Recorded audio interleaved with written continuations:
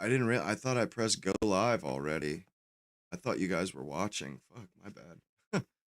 My B. Here we go. That's what was wrong. I was wondering, I'm like, why is nobody talking? Why is funny. Anyhow, yeah, they demonetized that last stream. Off rip. Immediately they demonetized it. Other ones, they might demonetize it hours later, but no, this one, boom. As soon as I stopped the stream, it said demonetized. It was never monetized. They didn't. No way. Sucks. I was just thinking about uh think about all of the different right-wing podcasters. Andrew Tate compromised. They put his ass in prison in Romania, him and his brother, and said, "You're going to sit here until you want to play ball." Same thing with Nick. You know, they finally got some compromise on him because he went to the January 6th. Alex Jones, they he was one way at before, and then they sued him for $1 billion. Now he's different. Now his show's different.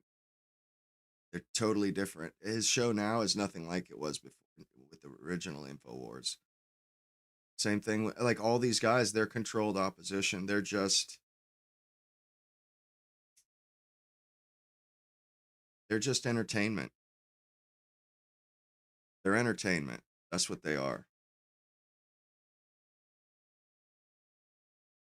And the data centers are coming whether we like it or not. Apparently, we don't really have a choice. And that Kevin, what's his name, Mr. Knight, Mr. Wonderful from Shark Tank. I forget, it's Kevin O'Leary. Yeah, Kevin O'Leary. He's just their salesman. He's just their sleazy used car salesman that they send in to do the to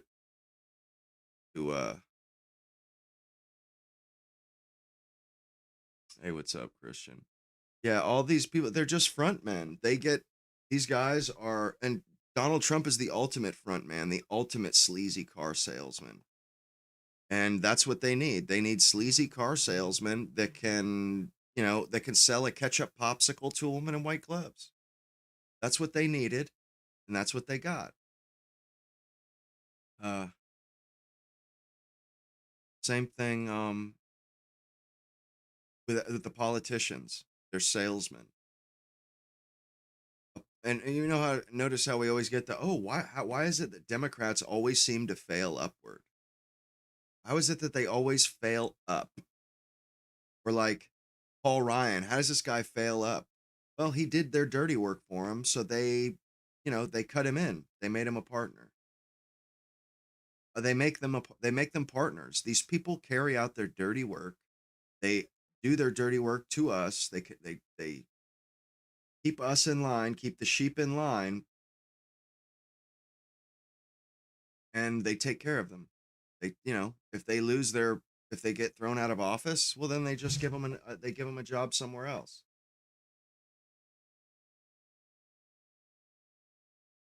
Which, by the way, I can't monetize this, so donations would be, I mean, hella appreciated. Because Lord knows, yeah, if I can't, it sucks. I can't monetize. There's no way to monetize it.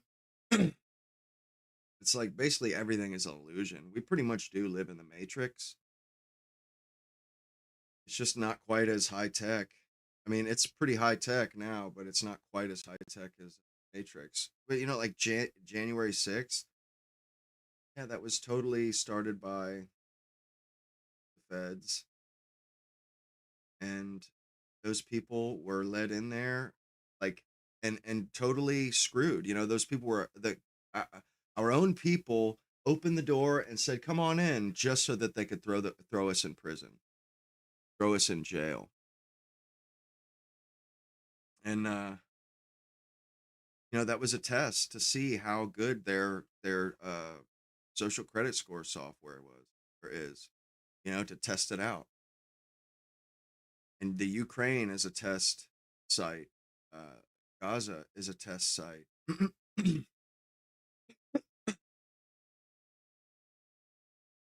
They're testing their software. You know, I think Gaza and Ukraine. You know, that's them testing out not only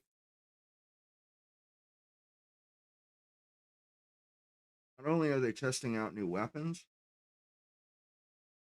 they're testing out all kinds of new technology, but new software too. You know, I think what they did in Gaza, what they're doing in Lebanon is they're doing seek and destroy. You know, they're seeing how quickly they can find certain individuals in the needle in the haystack, as it. And that's what they do at the border. And like I said before, ICE is a privatized organization. They make money off of every person they deport. Just like every person that goes to prison, they make money off of. Those people are literally enslaved by private corporations. I mean, it's all private. None of these people have allegiance. The government is a private organization, and it's used that way. It's used to do it's basically the muscle for corporations. Chevron, Exxon, they said, hey, we need some oil. We need a certain kind of oil. Venezuela has it. Go get it for us. Go get it for us, bitch. Want that oil. Go get it. We want the oil over there in Iran, too. Go get that as well. Diabolical, isn't it? Downright diabolical.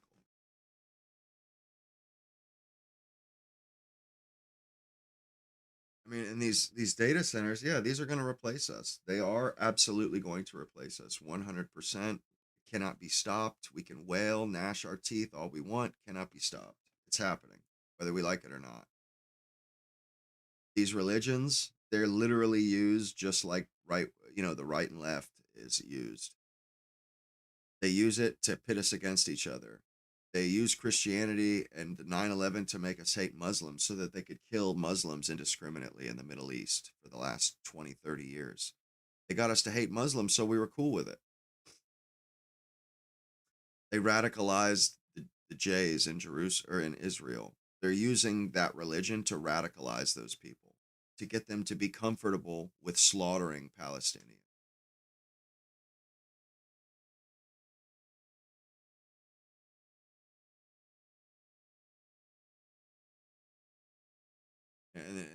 And like the UK, how they're arresting people for stuff they said on Twitter. Yeah, that's a test run. That's a beta for their Palantir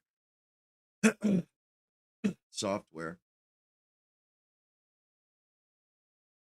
Seeing how good it is. That they can round people up. They can put out a bounty on somebody and see how quickly they can scrounge that person up. Same thing with the deportations. ICE. Yeah, they killed 2 Americans over that. People objected and they put bullets in their heads because they objected to the Palantir. It's so diabolical. It really is diabolical. It's just like, holy crap. And, I mean, it's going to a multipolar world. And apparently, yeah, it's going to be a global order as soon as Iran. And Iran they've already cut a deal. This war is total baloney. They've already cut a deal with Iran. Everything has already been settled. Now it's just kabuki theater. They're just doing kabuki theater. That's all. And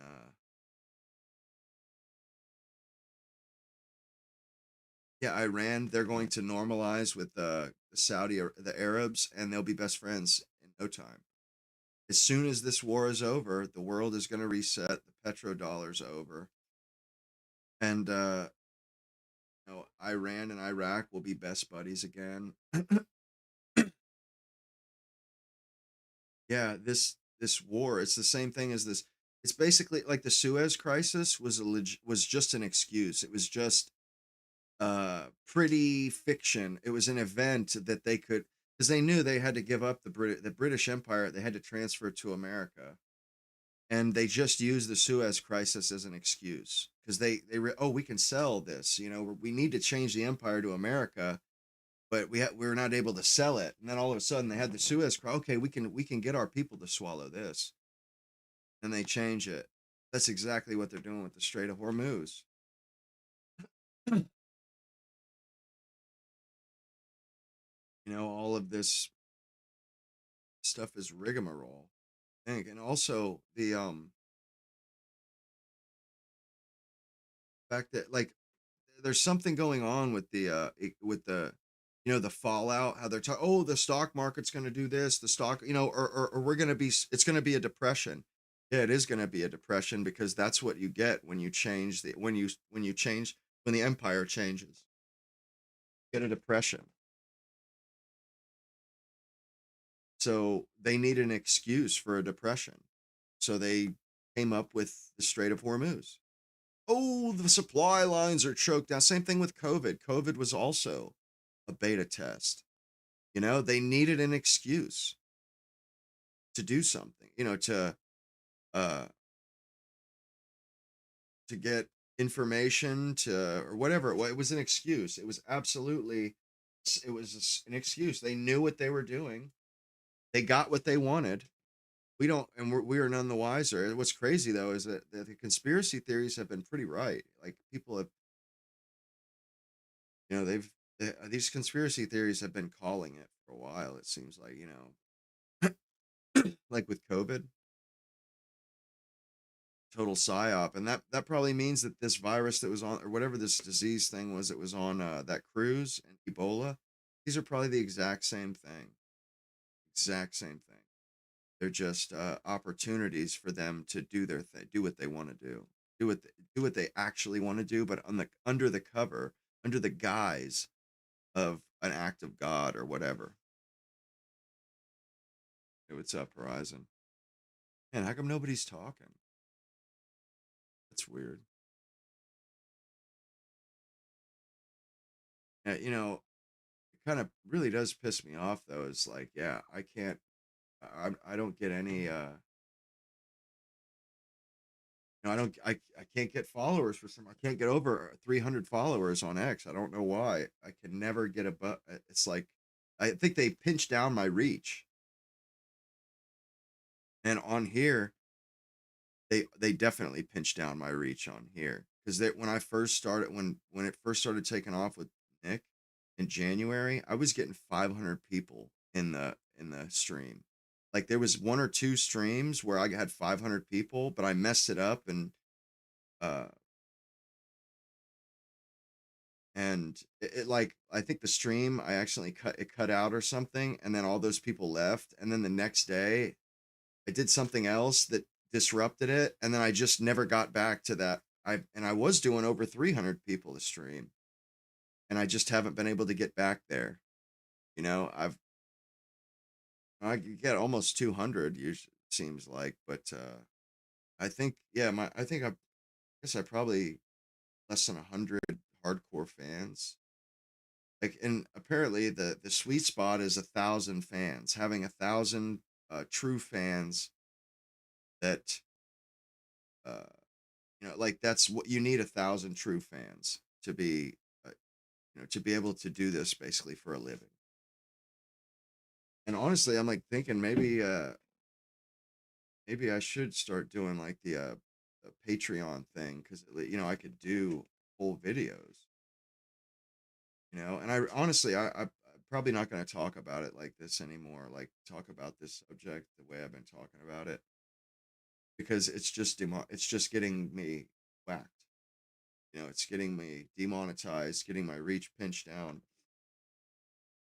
So maybe I'll have to do like kind of a subscription thing or something to talk about this stuff, because it's like, you know what I mean? It's either that or I just stop doing it. Like, I mean, kind of realize that now. It's like, I'm, probably definitely by the end of the summer, if I can't make a go of it, if I can't somehow uh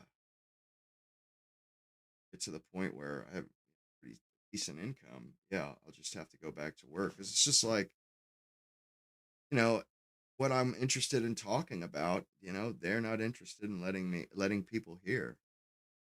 And I don't, or at least I don't have the money to just do it, to do it regardless.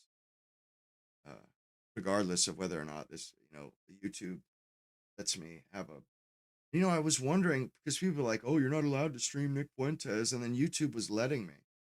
And it occurs to me now, yeah, because Nick Fuentes is acceptable to them. I would imagine that he's not allowed on YouTube and all those things. It's just so that uh to make it look like he's uh, uh that he's exiled. They give him just enough to get his word out there. He's got a Twitter account and he's got a Rumble account. And the people that want to hear him can hear him. Free, they can go hear him. But has to maintain the facade. Like I said, they got rid of entropy, but not before Rumble uh, put out their super chats. Not before they got their super chats working, and then all of a sudden entropy goes out of business, or they get cut off by the feds. I don't buy that. I don't buy that because it was right after Rumble instituted theirs. That's too convenient.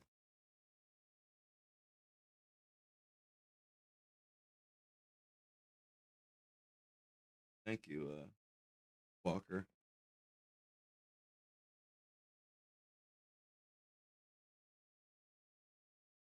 Yeah, I appreciate that. Yeah, it's I mean, obviously they don't want me talking about it on here because like I said, I didn't even I think I cussed twice in that whole video. You feel me? Twice.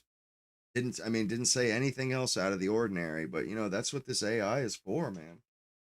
This AI is and you know something, if you're investing in the market, hey, I don't want to give any financial advice, but anything, any industry or company that they use to oppress us, that's a good investment. They need Nvidia to keep this AI stuff going. So Nvidia is going to it's going to skyrocket. Um,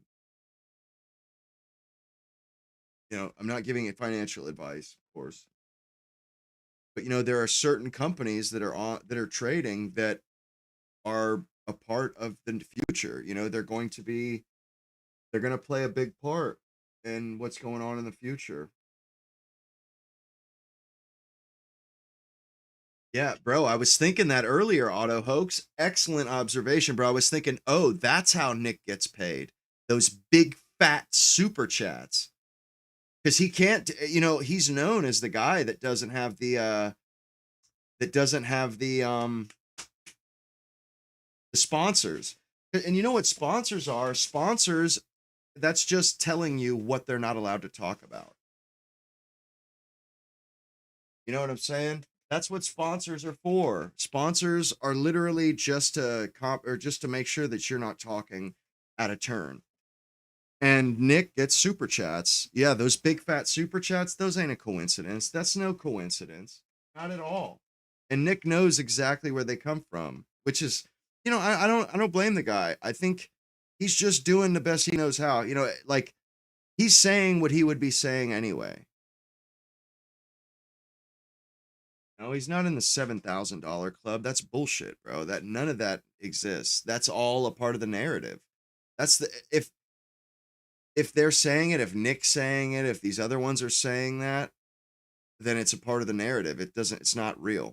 But like you have to think about it like this. Andrew Tate, he was he was a rebel.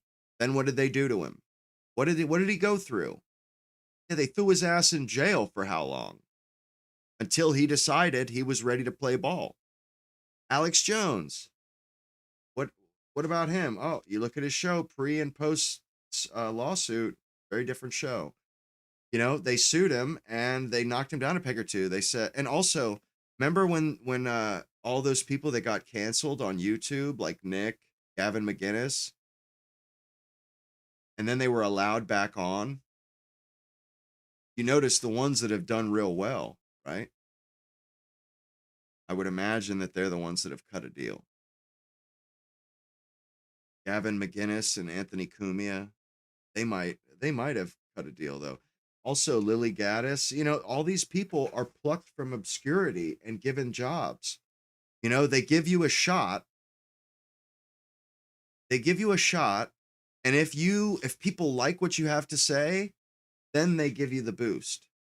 You know, like Lily Gaddis, they put her on Pierce Morgan's show. She blows up a little. I remember when she was like 5,000 subscribers. Now she's 200,000. She blew up. Candace Owens, she was a rebel. Then what? She left Daily Wire and does this rebellion stuff. Then what happens? She's stirring up all this BS about Brigitte Macron. And then what happens? They bring her ass to court, and then she mellows out on that. Yeah, these people are all ops, man. Although it's not something to be upset about, you know, like they're probably saying exactly what they would have said anyway, but the system can't take that chance, you know? And it wouldn't take that chance. As soon as they step out of line, they would ban that show or something would happen that would slap them back in line. You know, like Tate, you know, as soon, and I think like the Clubacost and all that stuff when they played Heil Hitler in the club, all that garbage, that was all narrative. That was all to make them heroes, to make them the anti-heroes. That was to build up their reputation. You know, Myron is an op, my dude. Myron is an op. That dude is a straight up Fed, bro. He says he is a Fed. Fresh and Fit, total Fed operation. Absolutely Fed operation. No doubt. Megyn Kelly, David Pakman. I don't think TYT is, but they very well could be. Hassan, maybe too. But all these people have cut a deal. They've all cut a deal. And they've been allowed into the system.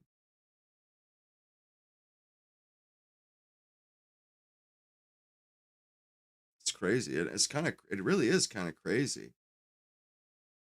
And all of a sudden it's obvious to me. Like, wow, this is not hard to spot here at all.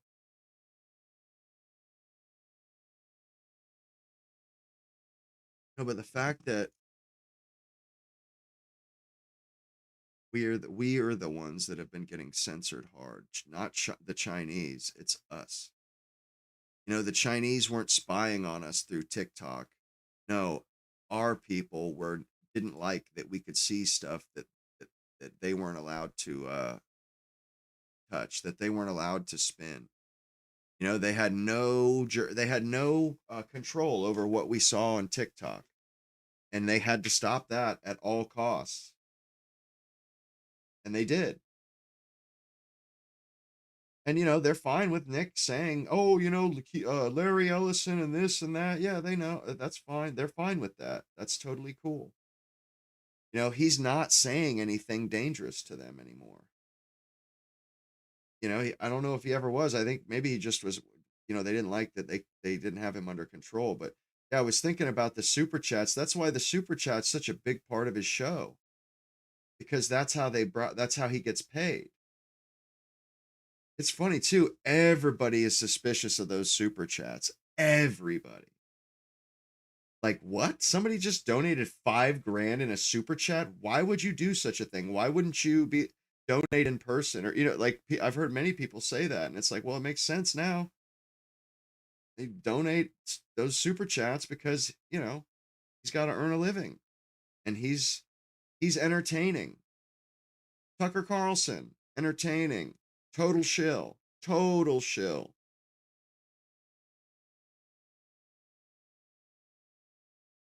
You know, and all these different narratives and all these different people talking, they're just, it's like a thousand flowers blooming. They say, hey, we need somebody to pacify the people, tell them bedtime stories, you know, find some sort of propaganda, find some story that these people will believe and accept. And Tucker, he's just been the best at it so far. And they tell those people, they say, just talk about whatever you want to talk about, other than, you know, the stuff that we don't want you to. Talk about whatever you want to talk about, do whatever you want to do, and the best one of you will be president. Or and Candace, same thing. Like, talk about whatever you want to talk about, you know, and the more people that Candace convinces or gets to calm down, gets them to relax or think, oh, you know, I'm voting for him. I'm voting for Tucker. Tucker's going to fix it for me. That's literally, they love, that's what they want. That's what they want. It's like, oh wow, they actually believe him. They're willing to follow him. He makes them he makes them feel like they actually have a say, like like politics actually matters. That's Tucker. People like Tucker. The left even likes Tucker now. Tucker may very well become president, but is he on our side? No, no. It's funny him and Nick having that show together. Yeah, that was that was totally set up by the machine. Totally set up by the machine, and they called each other feds. Like they probably didn't know for sure if they were feds, and then when they met, then they knew for sure. I'm sure, and they probably figured out some detente, some sort of a situation, but where they're like, okay, I'm going to talk shit about you, this, that, and the third, and then it's like wrestling where they talk out. They say, okay, this is the game plan. I'm going to do this, you do that, and then I'll do this as a response, and then you do that, and then we'll kiss and make up. We'll do a show and say, "Oh my God, I'm sorry about that, man. I was just a little bit hot headed." Blah blah blah. It's all it's it's wrestling, bro. It's pro wrestling. There's no other word for it. It is pro wrestling, and we are the audience that watch. People talk shit about people that like pro wrestling. Well, we're all pro. We all love pro wrestling. We all love opera. We all love this garbage. And it's literally it's a soap opera. It's a fiction. It's a story made up to soothe us. It's a story to soothe us and to keep us from rebelling, to keep us locked in to the debt machine.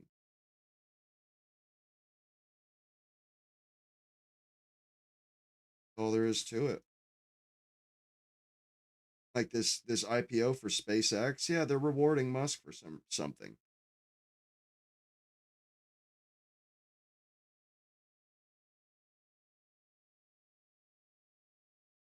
Yeah, Trump is not our savior. He's the exact opposite. He's their dirty work guy. He's like a hitman that was hired to come in.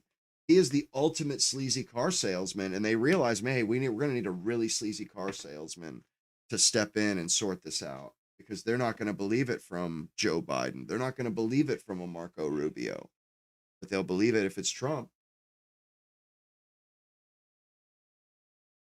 It is diabolical, though, man. Like, bro, they're trying to stamp out our blood, like my bloodline. That's what they want. They want to stamp it out.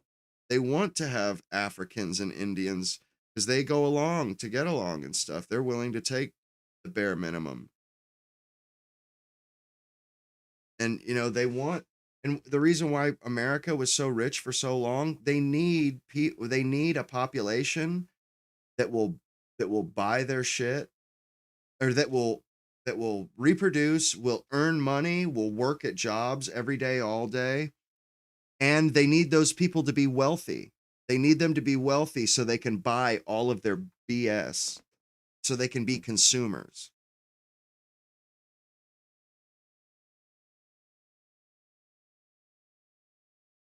Hang on 1 second. I'm gonna pull up Rumble. Yeah, well, it's a bit of a letdown when it's just so anticlimactic, man. So anticlimactic. Really is.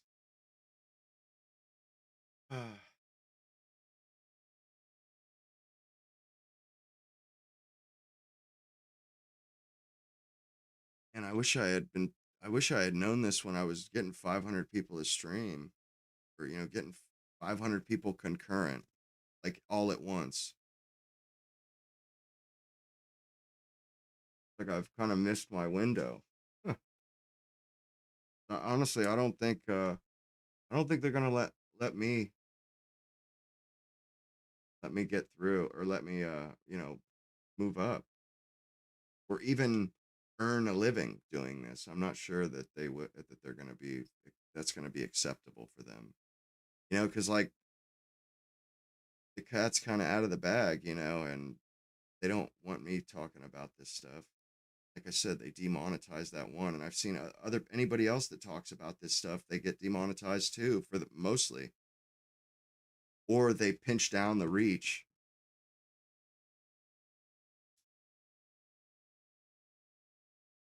But like I remember watching like a couple months ago, I seen this guy who was talking about the techno-feudalism and how he was basically saying, if I'm correct, we're on the edge of like we're gonna be locked into techno-feudalism because like right now the system is collecting resources and it's kind of a wild west at the moment. You can accrue capital and but once they finish, it's gonna lock everything into place. So you won't even be able to build wealth anymore. All that's everything's gonna get locked into place. And this guy was saying that you still have time, but you need to be investing. You need to be doing the right stuff and getting your money right because you could accrue enough wealth to get yourself cemented into the future elite class. You can do that.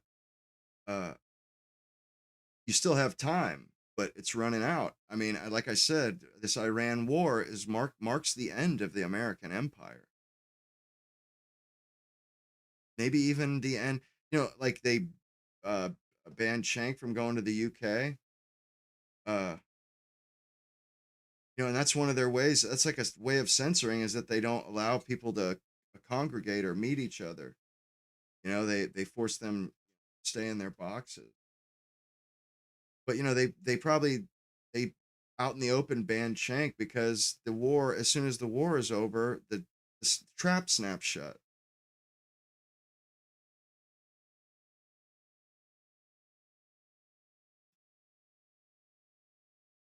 Like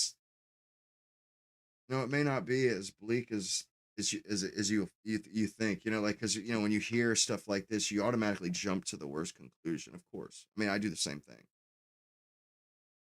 but it may not be the worst case scenario. Honestly, um, and apparently a lot of things are going to be free. In the future, a lot of stuff that they won't have to charge subscription. It's going to be very different. I'm not so sure that we really even, if it's even worth speculating on because of how different it's going to be. And when they stopped censoring and they Elon bought Twitter, they needed us to put in data to build their AI models. They need human data for the AI. The AI is only as good as the data it has. And even, if the AI is a day out of date, it's not that great. Like it has to be up to the minute, up to date, the models and stuff. Otherwise, you can ask questions about the president that it can't answer. So they have to continuously, they need us partaking on the internet. They need that. And as soon as we stop, they don't have fodder for their AI. So they needed us to start talking.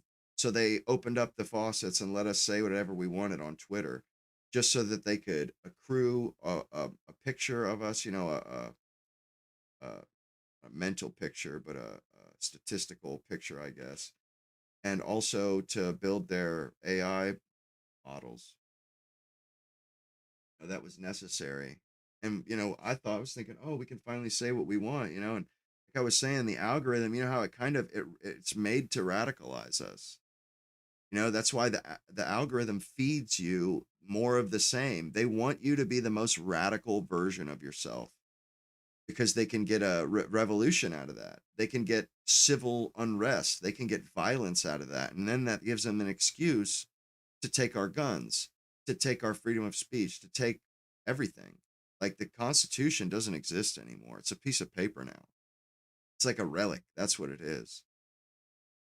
And the fact that, you know, UK banned Shank and Hassan, yeah, that's a fact. That the Constitution doesn't mean anything anymore. It was just a pleasant fiction, potpourri, just a sweet smelling fiction. And, you know, that's what this spells out, like, especially with the UK thing. Absolutely uh, terrifying, though, to say the least. Like, and honestly, just glad that I'm not in debt. You know, because you don't, I mean, not having wealth or assets, because that's where the stock market, you know, people are making, you know, there's a lot of money to be made right now, you know, because we know what they're trying to do, more or less, what they're doing. But there's a lot of money to be made. You have assets. That's, you know, people with assets are the one, you know, you can make money, or you can, your assets are or have a value, you know, and when the trap snaps shut, all you're going to have is what you own, the hard assets you own, real estate, gold, items.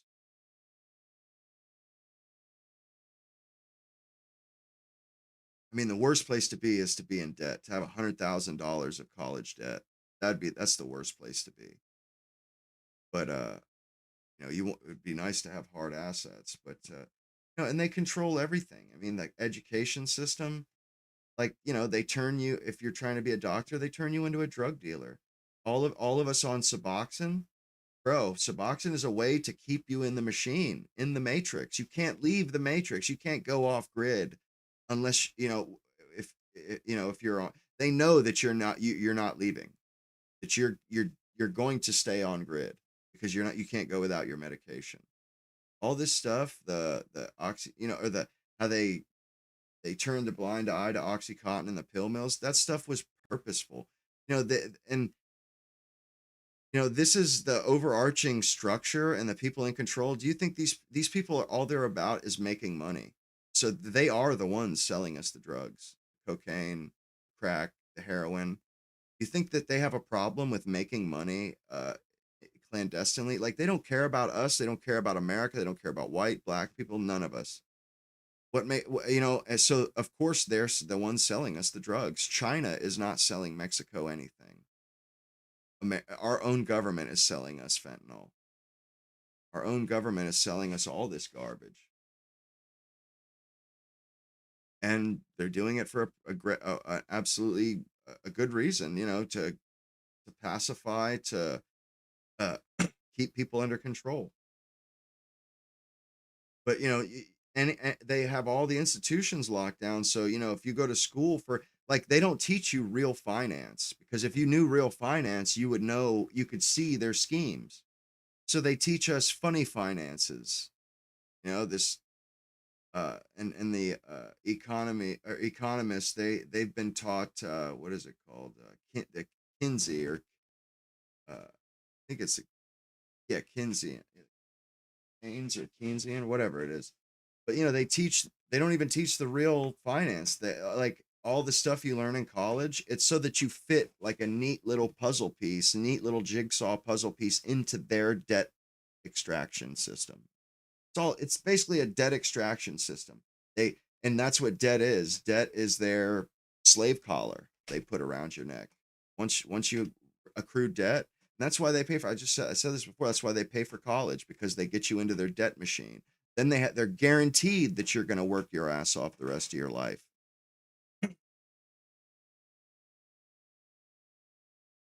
But yeah, that's the whole goal, is to get us in debt and working and having to work. You know, they'll starve you if you're not paying off your debt, pretty much. You know, and that's what we're looking at with the social credit score. You know, we're not going to have much of a choice in the future.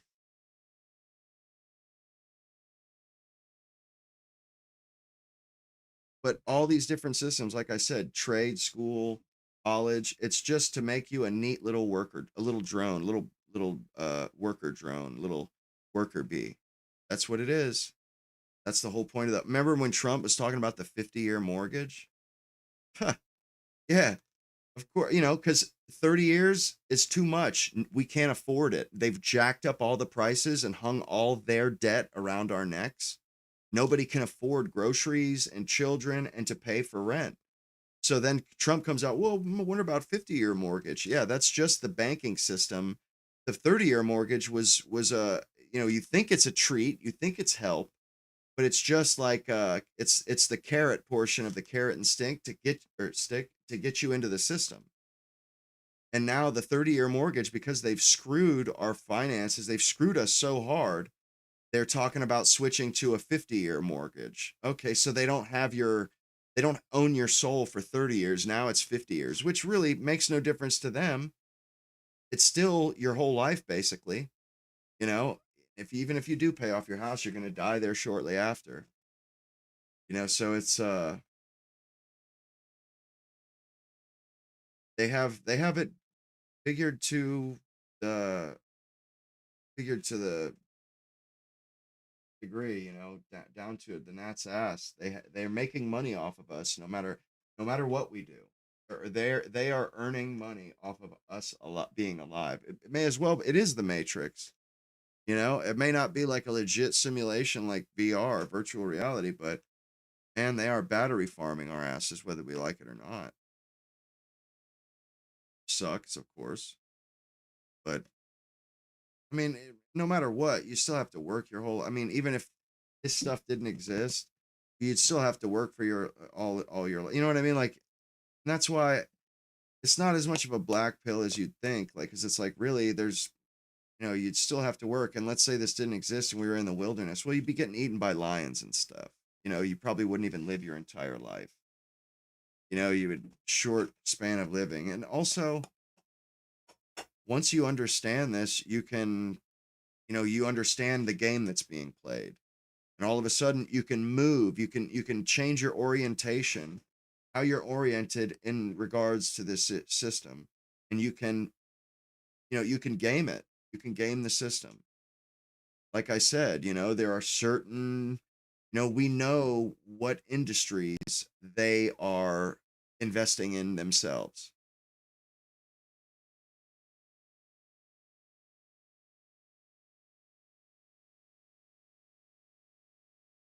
Yeah, and also like Trump going around and getting investment. That was not for that was for them. That was investment for them. They basically went around and it's like, and kind of extracted that money.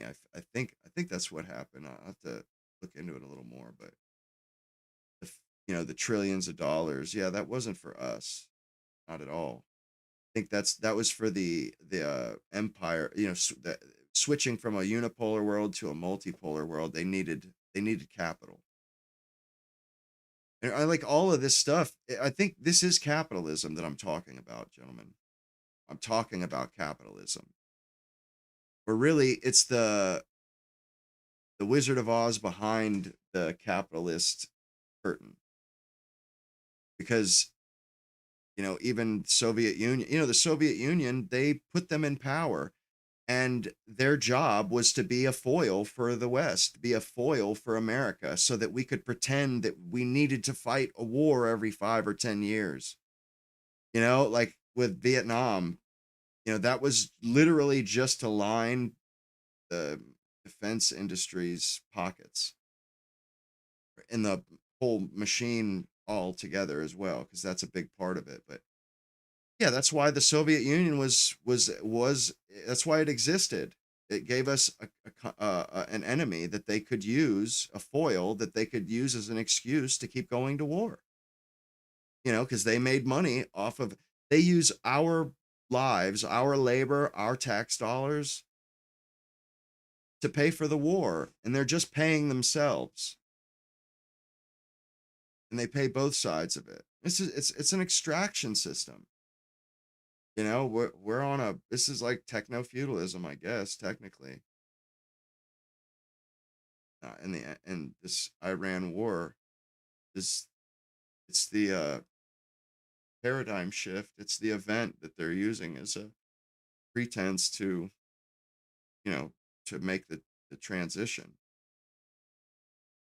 And they've been making this transition since the new millennia. They've known that this was where we were going to be. Like we're here not by coincidence. They've been getting ready for this since the fall of the Soviet Union, basically. They've been getting ready for this. Now, they didn't know that AI was going to be around. They didn't know everything, but they knew that we weren't going to be a unipolar world forever. They were dealing with China stuff.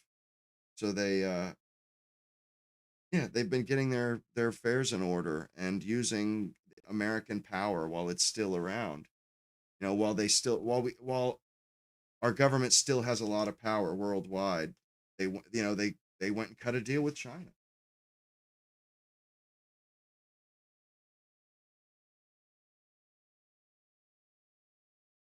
Super whack though. I mean, it is anticlimactic to my mind anyway. It's just like, wow, really? That's all, that's it, huh? It's just a bunch of greedy assholes that are obsessed with accruing. They're obsessed with winning at Monopoly. That's essentially what it is. They're obsessed with winning a big ass game of Monopoly. They are obsessed with being on top, with being in control. And anybody that tries to stand up to them, they get co-opted, they get brought in and made a partner. It's just like the mafia. You know how the mafia, if they can't beat them, they cut them in. If they can't beat you or throw you out, it's exactly like the mafia. They have no scruples like the mafia. And it's similar to a protection racket. But they're diversified. They run all kinds of different grifts. They do usury, banking, debt servicing. They do that, uh, and amongst other things. And media is just power. They don't even do media for the money. They do it to control us. They do it to feed us disinformation, to make sure that pacify us, keep us, you know, uh, engaged and believing that we can change things. Media and historically, news divisions never made money. They had to be subsidized by, like, at a broadcasting company, ABC, all the big broadcasters.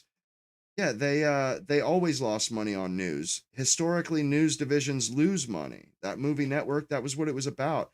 But they don't care. It's not about making money. They make money with everything else.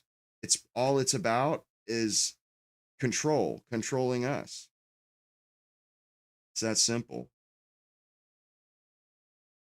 And really the only way to defeat them is if we everybody on the planet stops paying their debt or stops going to work, kind of a thing. That's what it would require. We would have to bring down their financial systems through non-compliance. That's the only way. And it would work, but it's just like we'd never be able to coordinate that. Which is a damn shame. And like Discord, that's another one of these psyop apps like X trick you into trusting it so that you put everything on there, and then boom, they know everything about you. That's what Discord is. That's what Twitter is, or X. It's literally a data harvesting software. And all of it is. And I just recently heard somebody put it that way, and I just kind of scared me. Like, yeah, they're right. And I was like, damn it, why did I use this garbage? Facebook and Twitter and stuff. But it is what it is. But I don't use it as much as some people, thank goodness. But yeah, this stuff, we thought that they were trying to help us, or oh yeah, they're just trying to make a quick buck with advertising. Nah, nah, no, they want control. They want you playing the game, paying the debt. They need us to pay the debt. They need us to play the game. And really, it's kind of like a tax system. It's like, they don't have a problem with us living our lives. They just want to cut. They want a cut of your life's work. They want a portion of the labor that you put, and they want it in taxes, but they also, that's why, like I said, with mortgages, that the whole point of a mortgage is that it turns us humans into a mortgage-backed security. And all they have to do is give us a house, and then it's like they give us a goal. It's like a carrot, and we work our entire lives to pay that off. And that's sure money for them. mortgages, houses, that's sure money. They know guaranteed they're going to get that. They're going to get their money. And even if they don't, you know, they just sell the house to somebody else. If you're not going to pay the mortgage, somebody else will. And it strikes me too is that they probably keep house prices and mortgage costs as high as possible. They don't want people accruing wealth. So they keep them as high as they possibly can keep them while people can still pay them off. You know what I mean? Like they don't raise them too high for people to pay off and pay while and also, afford to live. But they, like they extract as much as possible.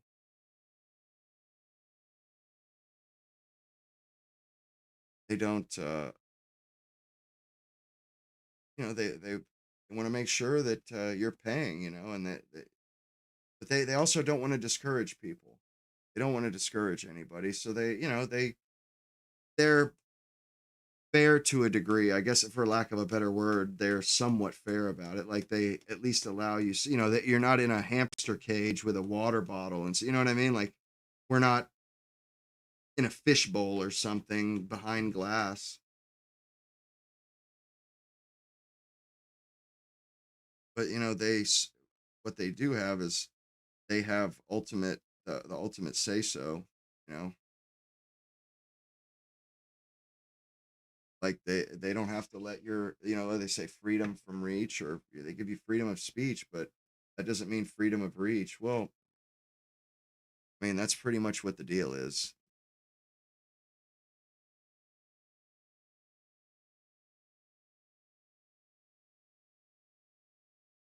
Yeah, well, that was like, I see what you're saying there, question, but that's kind of a facade too. This system existed before America was founded.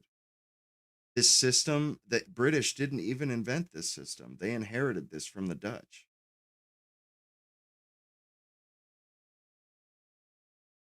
The Dutch East India Trading Company to the British East India Trading Company, then to America. But this was around before America was existed.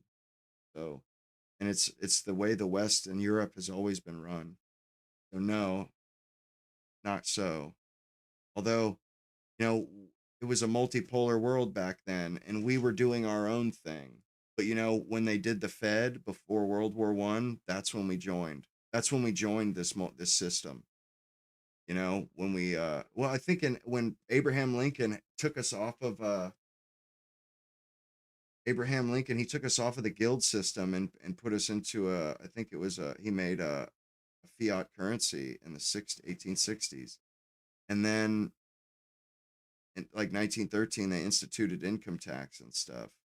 But that, in this 1860s and then in the Victorian era, the early 20th century, that we got locked into this system.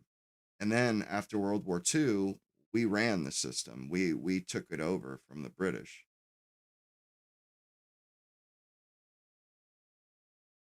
Oh, I mean, yeah, we don't have any idea what's going on, but really it's not all that hard. Yo, dude, I was onto it. I pretty much figured all this stuff out. I didn't know the super fine details, but I remembered, like I said, Israel is a front. They belong to us. That's our government. That's our people, and like I had the shit pegged, man. I knew what this Iran war meant, that it was the end of the American empire as we knew it. Like I kind of had a lot pegged. I'm rather impressed. Like, man, I kind of worked all that stuff out on my own. Like I feel good about that.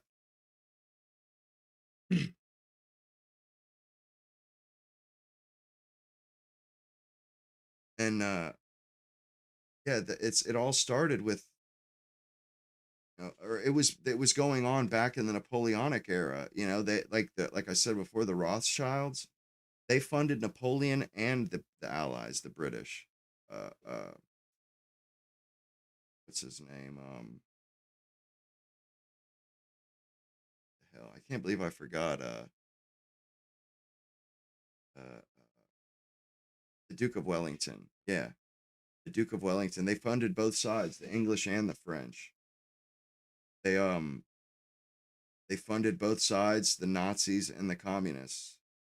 That's what they do is they fund it. They fund everything to earn money. They earn interest off of loaning out money. That's the whole point of all of this is uh and they need wars every few years because they have that's one of their ways of making money. They make money off of starting wars and supplying all the bombs and the guns. Then after the war is over and everybody's dead, they make money off of rebuilding everything they blew up or everything that got blown up. It's a racket. It's literally a racket, bro. It could be, I mean, a mafia racket. It's pretty much interchangeable. They run their stuff like a mafia, like a racket. It's crazy. And all the constitution, all that stuff, it was just a fiction, man. It was just, how can we get them to accept what we say to do? How can we get them to play along and to go along with it? And they figured it out, and now things are about to be renegotiated. That's what this Iran war is. It's a renegotiation of the contract, the social contract or whatever. And that's what it is. Like, yeah, and we're killing ourselves like big time. Like I said before, suicide just became it just entered the top 10 causes of death. It's now the number 10 highest cause of death in the world, I think, or at least in the West. It's the 10th highest. Just got there too.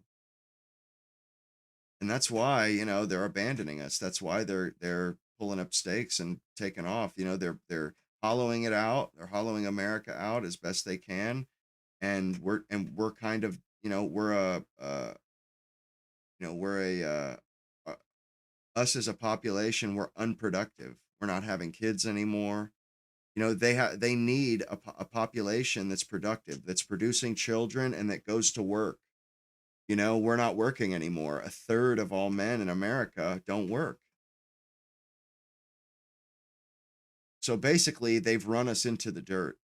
They, you know, they subverted our culture, subverted us as a religious people. They subverted all that stuff in pursuit of consumerism, in pursuit of this, in pursuit of that. And then and they didn't really care what happened because they knew they could just replace us or get rid of us. So they ran us into the ground. They ran us till the wheels fell off.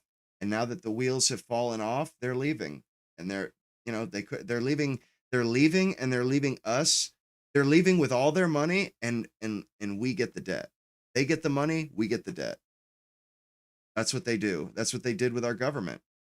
Well, they say, "Oh, nice government you got here," and they grab it and then they run up the debt like it was at that restaurant in Goodfellas that they bust out. That's what they're doing to America. They are busting out America as we speak.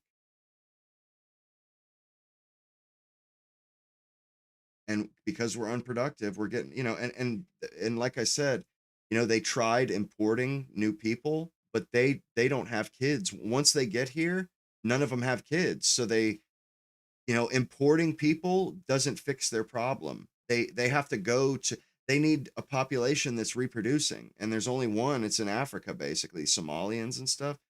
So they need those people, and importing them, our culture is dead. And anybody who joins our culture, they're they're going to be. It's like their gene pool is dead. If you join America, the American culture, you're not going to have kids. Americans don't have kids. Even foreigners that move to America don't have kids because there's such a high degree of shame for reproducing and having a family. Women don't dare do it because other women will shame them. So now they're abandoning us. That's what the feminists got. Feminists literally got destroyed our culture. Isn't that awesome? Like how awesome is it? Like, bro, how lucky are we, man? Like, we got to watch our culture be subverted and destroyed by these wonderful feminists, man. It's incredibly entertaining, it was just awesome. Can you imagine? Like, how lucky? I mean, and that's the deal. Like, yeah, we are Yeah, I mean, and you don't need to really research it. You know what I'm saying is true when I say, yeah, they're moving on. Everything that's in reality that you see around you jives with that. Everything that I've witnessed, all the different events, and when I say, we're being bussed out and we're unproductive and they're leaving, that fits perfectly with the events and what's going on in the world today. That's exactly what they're doing. And it's plain to see. It's easy to see. Once you kind of once you get tipped off and once you get, once I peep you out to this, like it is easy. It's like, oh wow, yeah, this is obvious. And they did all this stuff to extract as the maximum amount from us as they could, the maximum possible extraction, and it destroyed our culture. It destroyed us, and they're leaving. They tried to import people, but it didn't work. It doesn't work because, yeah, our culture is so bad. We're trying to change it, but it's like, too little, too late, kind of. And what's crazy is, at one point, I think in 2000 up to 2008, yeah, we were above replacement still, and they destroyed that with their stupid depression, but also with they went harder left. They went harder left, and then they went harder feminist, and can talk this young generation of women. Yeah, you don't want to have kids, silly, silly. Who told you that? Like, what are you thinking? No kids for you.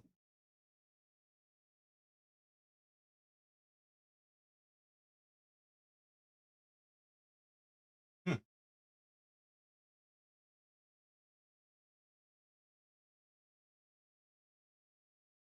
Oh, no, that is a good one. George Carlin said that. That's funny.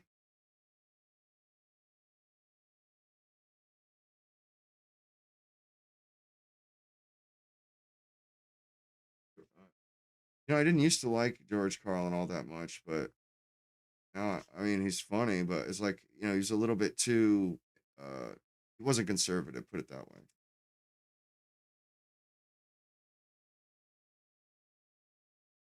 But now that I think about it, maybe he knew what was going on, but he at least had a beat on it. He had an idea, that's for sure.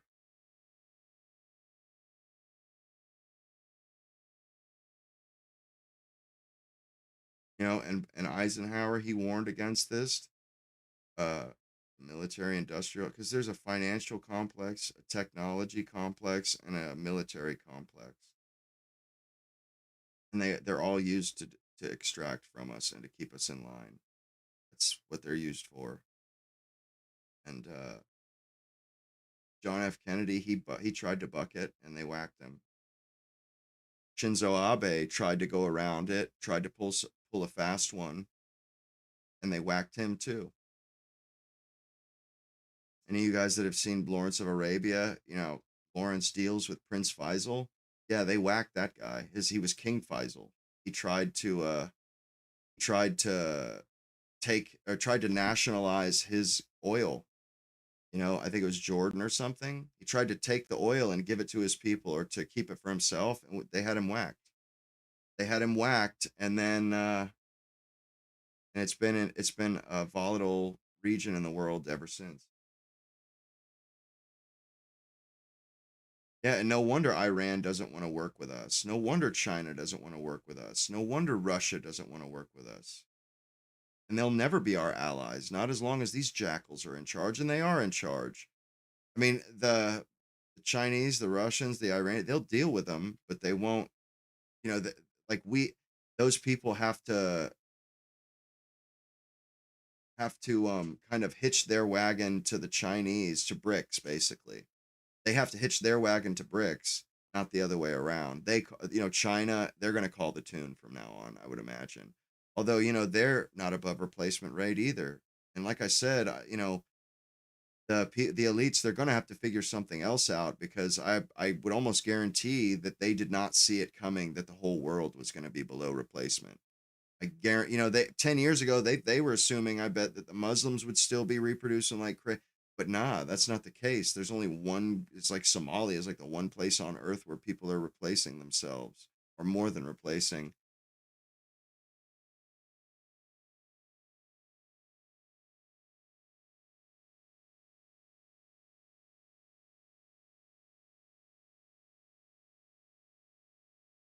Yeah, and they just, the whole scheme is basically it's just like in Goodfellas when they that guy brings Paulie into his restaurant and then they destroy it. They run up the bill, they run up the debt, and then they bust it out. That's what they do. That's what they do to every country. That's what the 20th century was for America. That's why boomers live so well, because we were busting out every other nation on the planet basically, other than Europe, who they were building cars, they were contributing to what we were doing. But we busted out all of Africa, the Middle East. We busted it all out to make money off it and to make money off the people.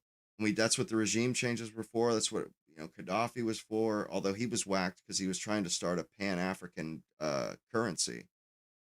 He was trying to do an end run around them, so they knocked him off. But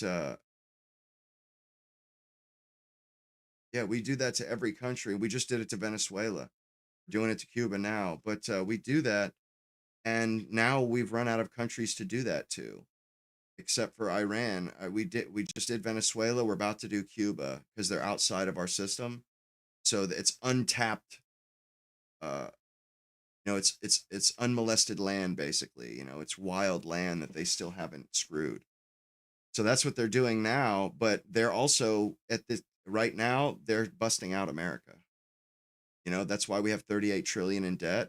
What did Joe Pesci and Ray Liotta's character do? They ran up the debt and they burned the bitch down. That's what they're doing to America. They ran up the debt, now they're burning it down.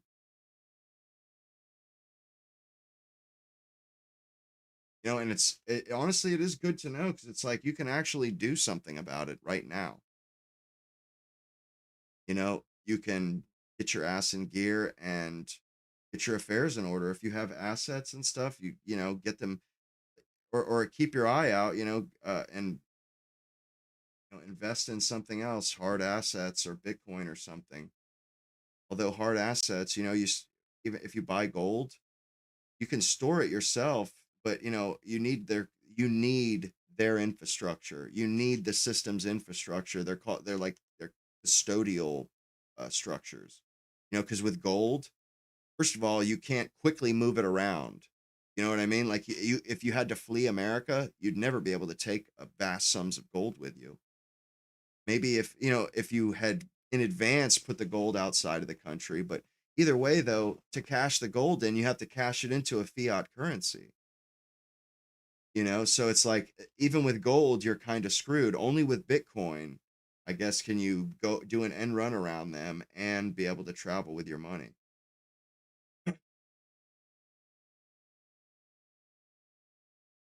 But yeah, I mean, it's like at this point, if like you have, I'm definitely gonna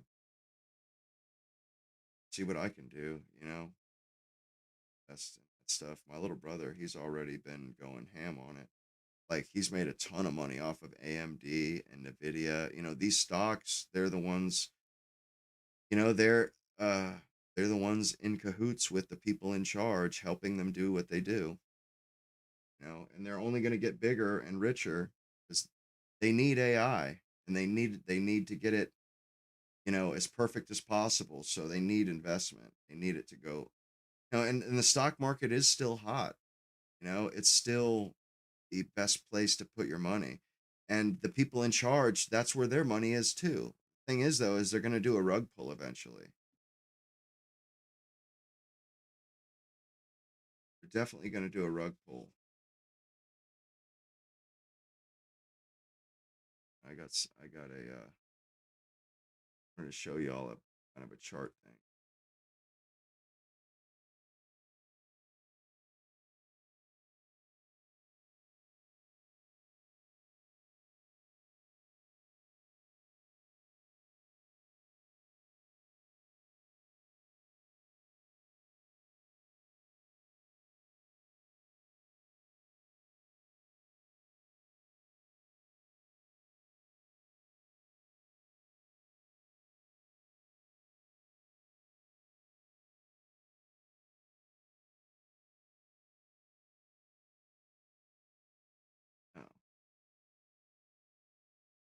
readable?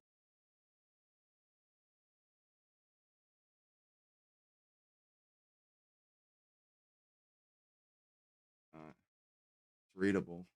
Not sure if that's readable, but I'm gonna pull it up. I'll read it to y'all.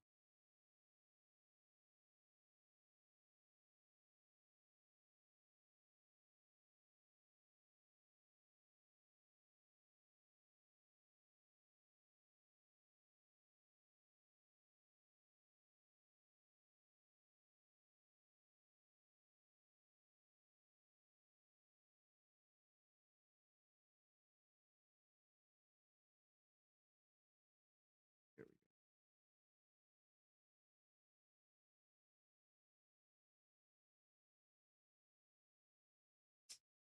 Man, I guess that I thought that image was better when I downloaded it. It was better. I could actually read it.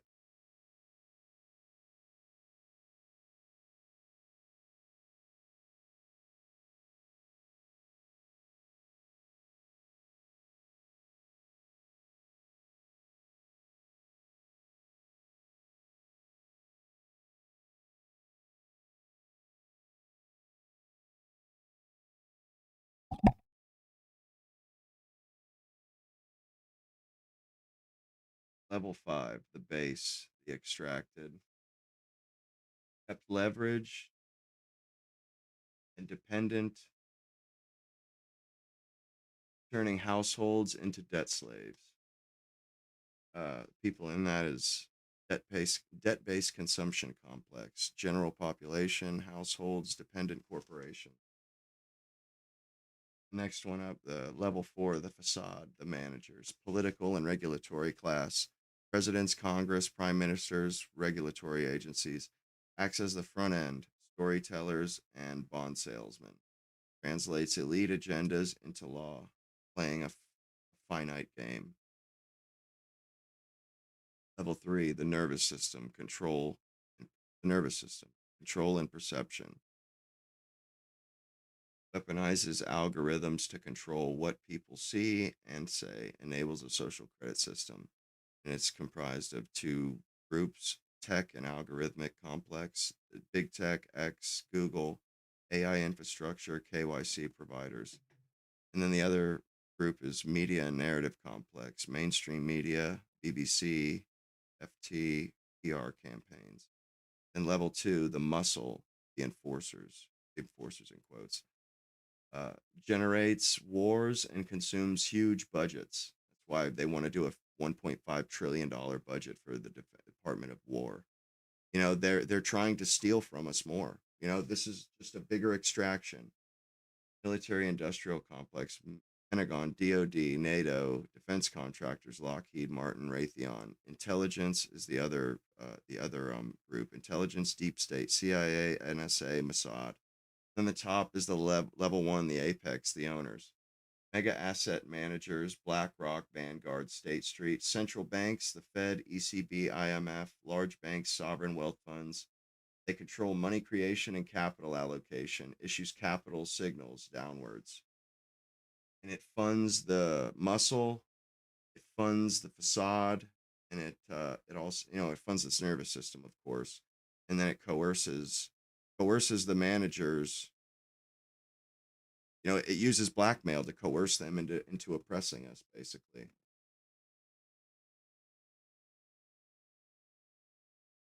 You like and subscribe if you haven't already, fellas. This is just the kind of business that I get into. Always got my nose into something, rooting around like a hog, pulling up a truffle every now and again.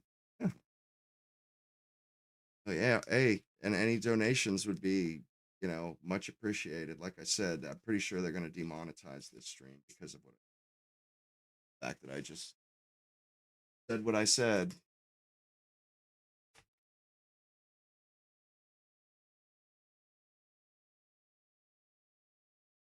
Yeah, I know Nick's live.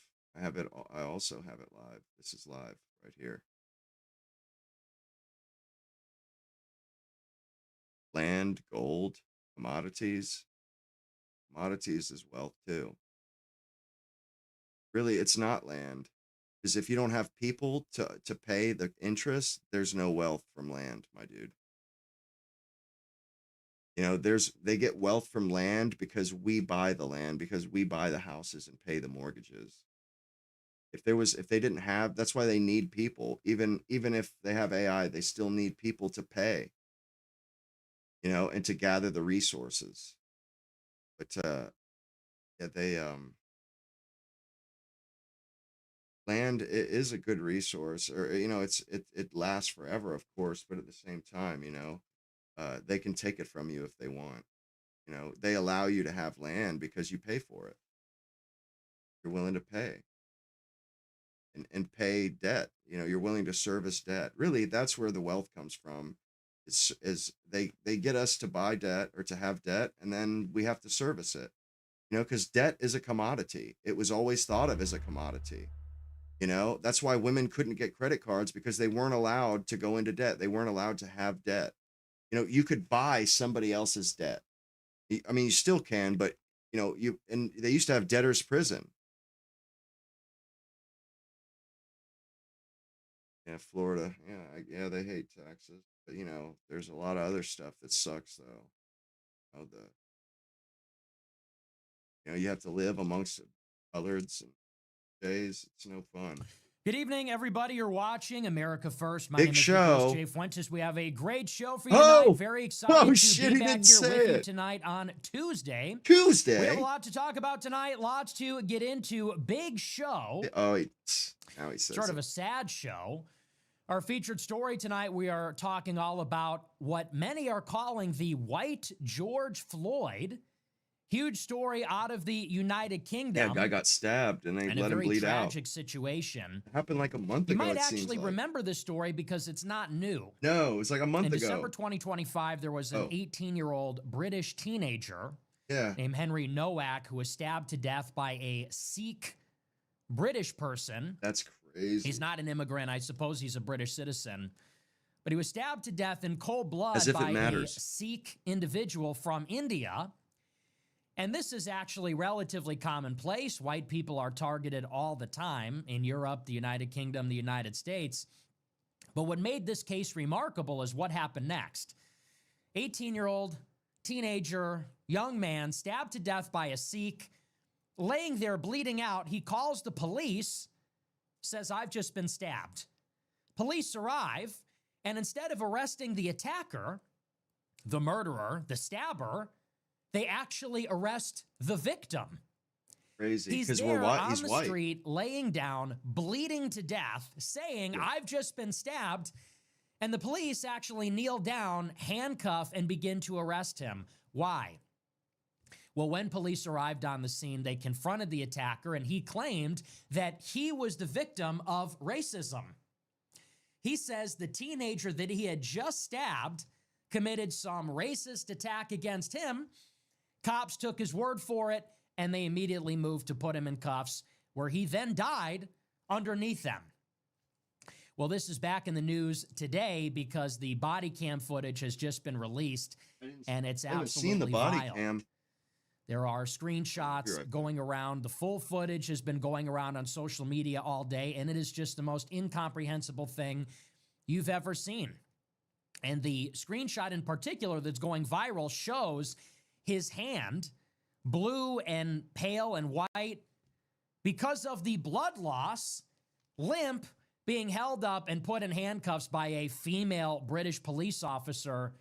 He's telling them, "I've been stabbed. I'm dying. Help me." And they tell him, "You'll be all right." They don't believe him. They say, "We don't believe you've been stabbed." He later then dies as they arrest him. And so we'll talk about the story. There's been major backlash against the British police about this, and it's opening up a wider discussion about a two-tier justice system. Of course, you've got one for black people, one for white people. Or I should say, maybe more appropriately, you've got one justice system for white people and one for everybody else. If you're a white person, this is how you're treated by the state and by the police.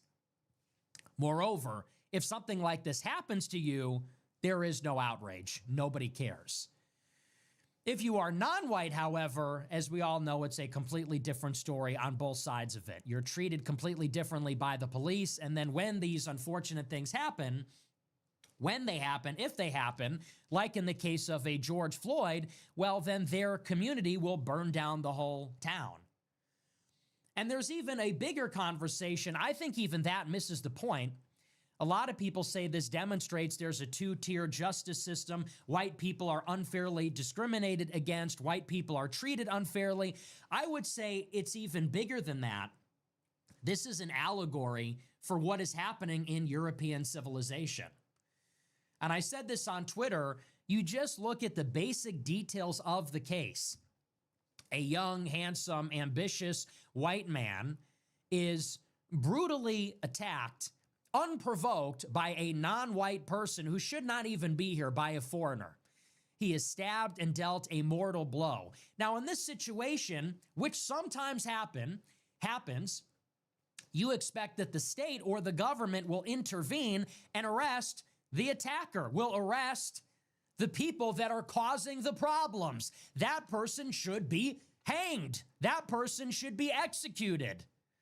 A foreigner killing a native-born teenager in cold blood like that, the government should move in, intervene, and destroy you. But what happens instead is that white agents of the government, the police, they move in actually to apprehend the victim.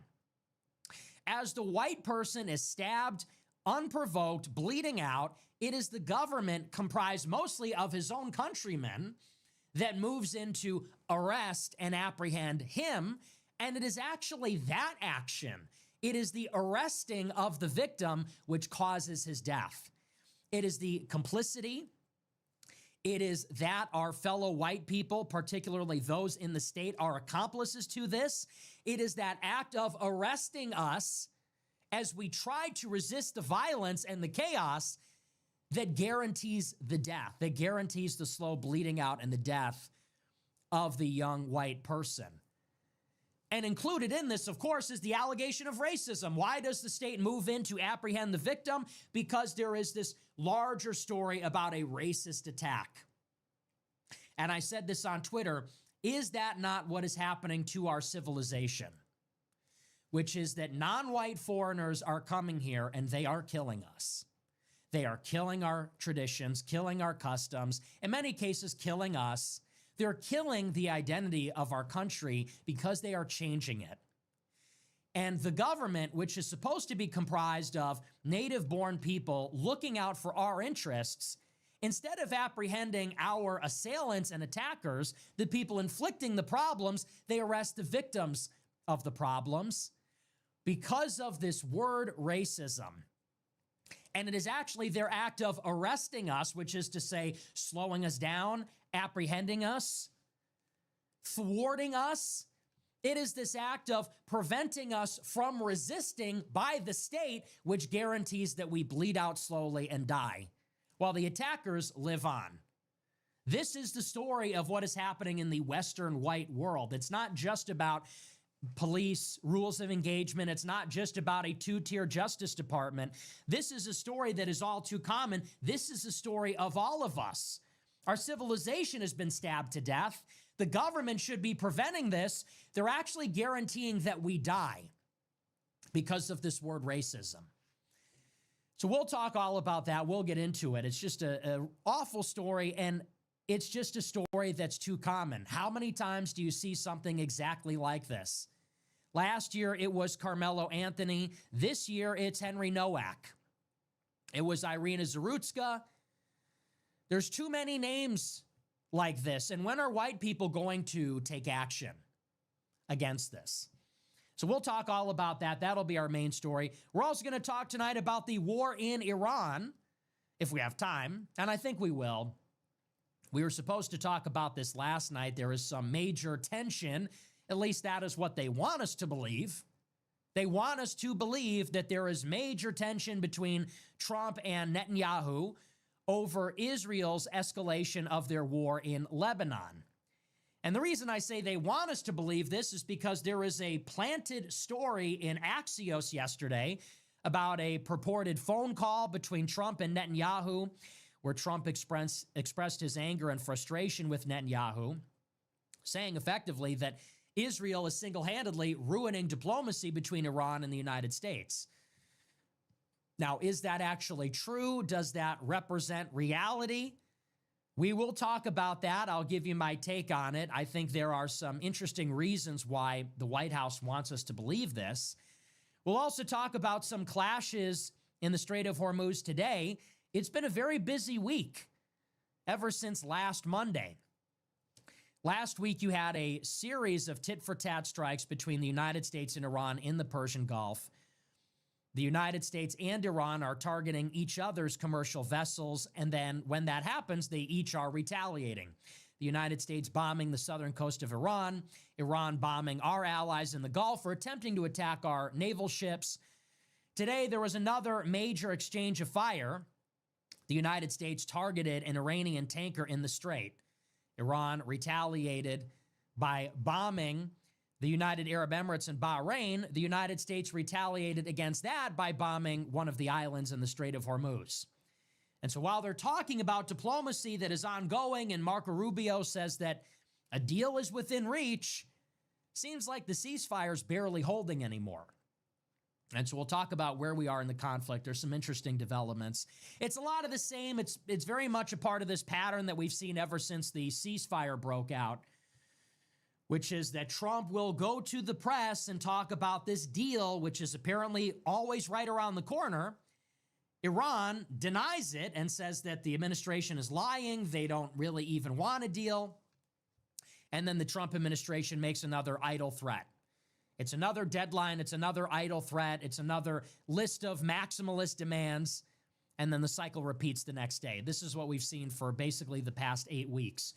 So we'll talk about what is different this time. We'll get into it a little bit about the architecture of what a deal might look like and the triangulation of diplomacy between Israel, the U.S., and Iran. And we'll just give you a recap of where all of that sits as of today. But it's going to be a good show. Before we get into it, I want to remind you to smash the follow button on Rumble, smash the like button, leave a comment. Let me know what you think about the show. Remember to check out our merch store at Fuentes.store. We have our spring collection. White hat. We have the Groyper white hats. We also have the Groyper black hats.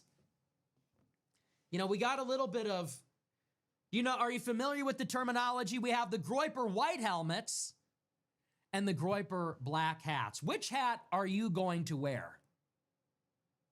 You got the Groyper white hats, and they're out there, very public, very official. They're on CNN. They're talking about whether women should have the right to vote. That's what we call a Groyper white hat.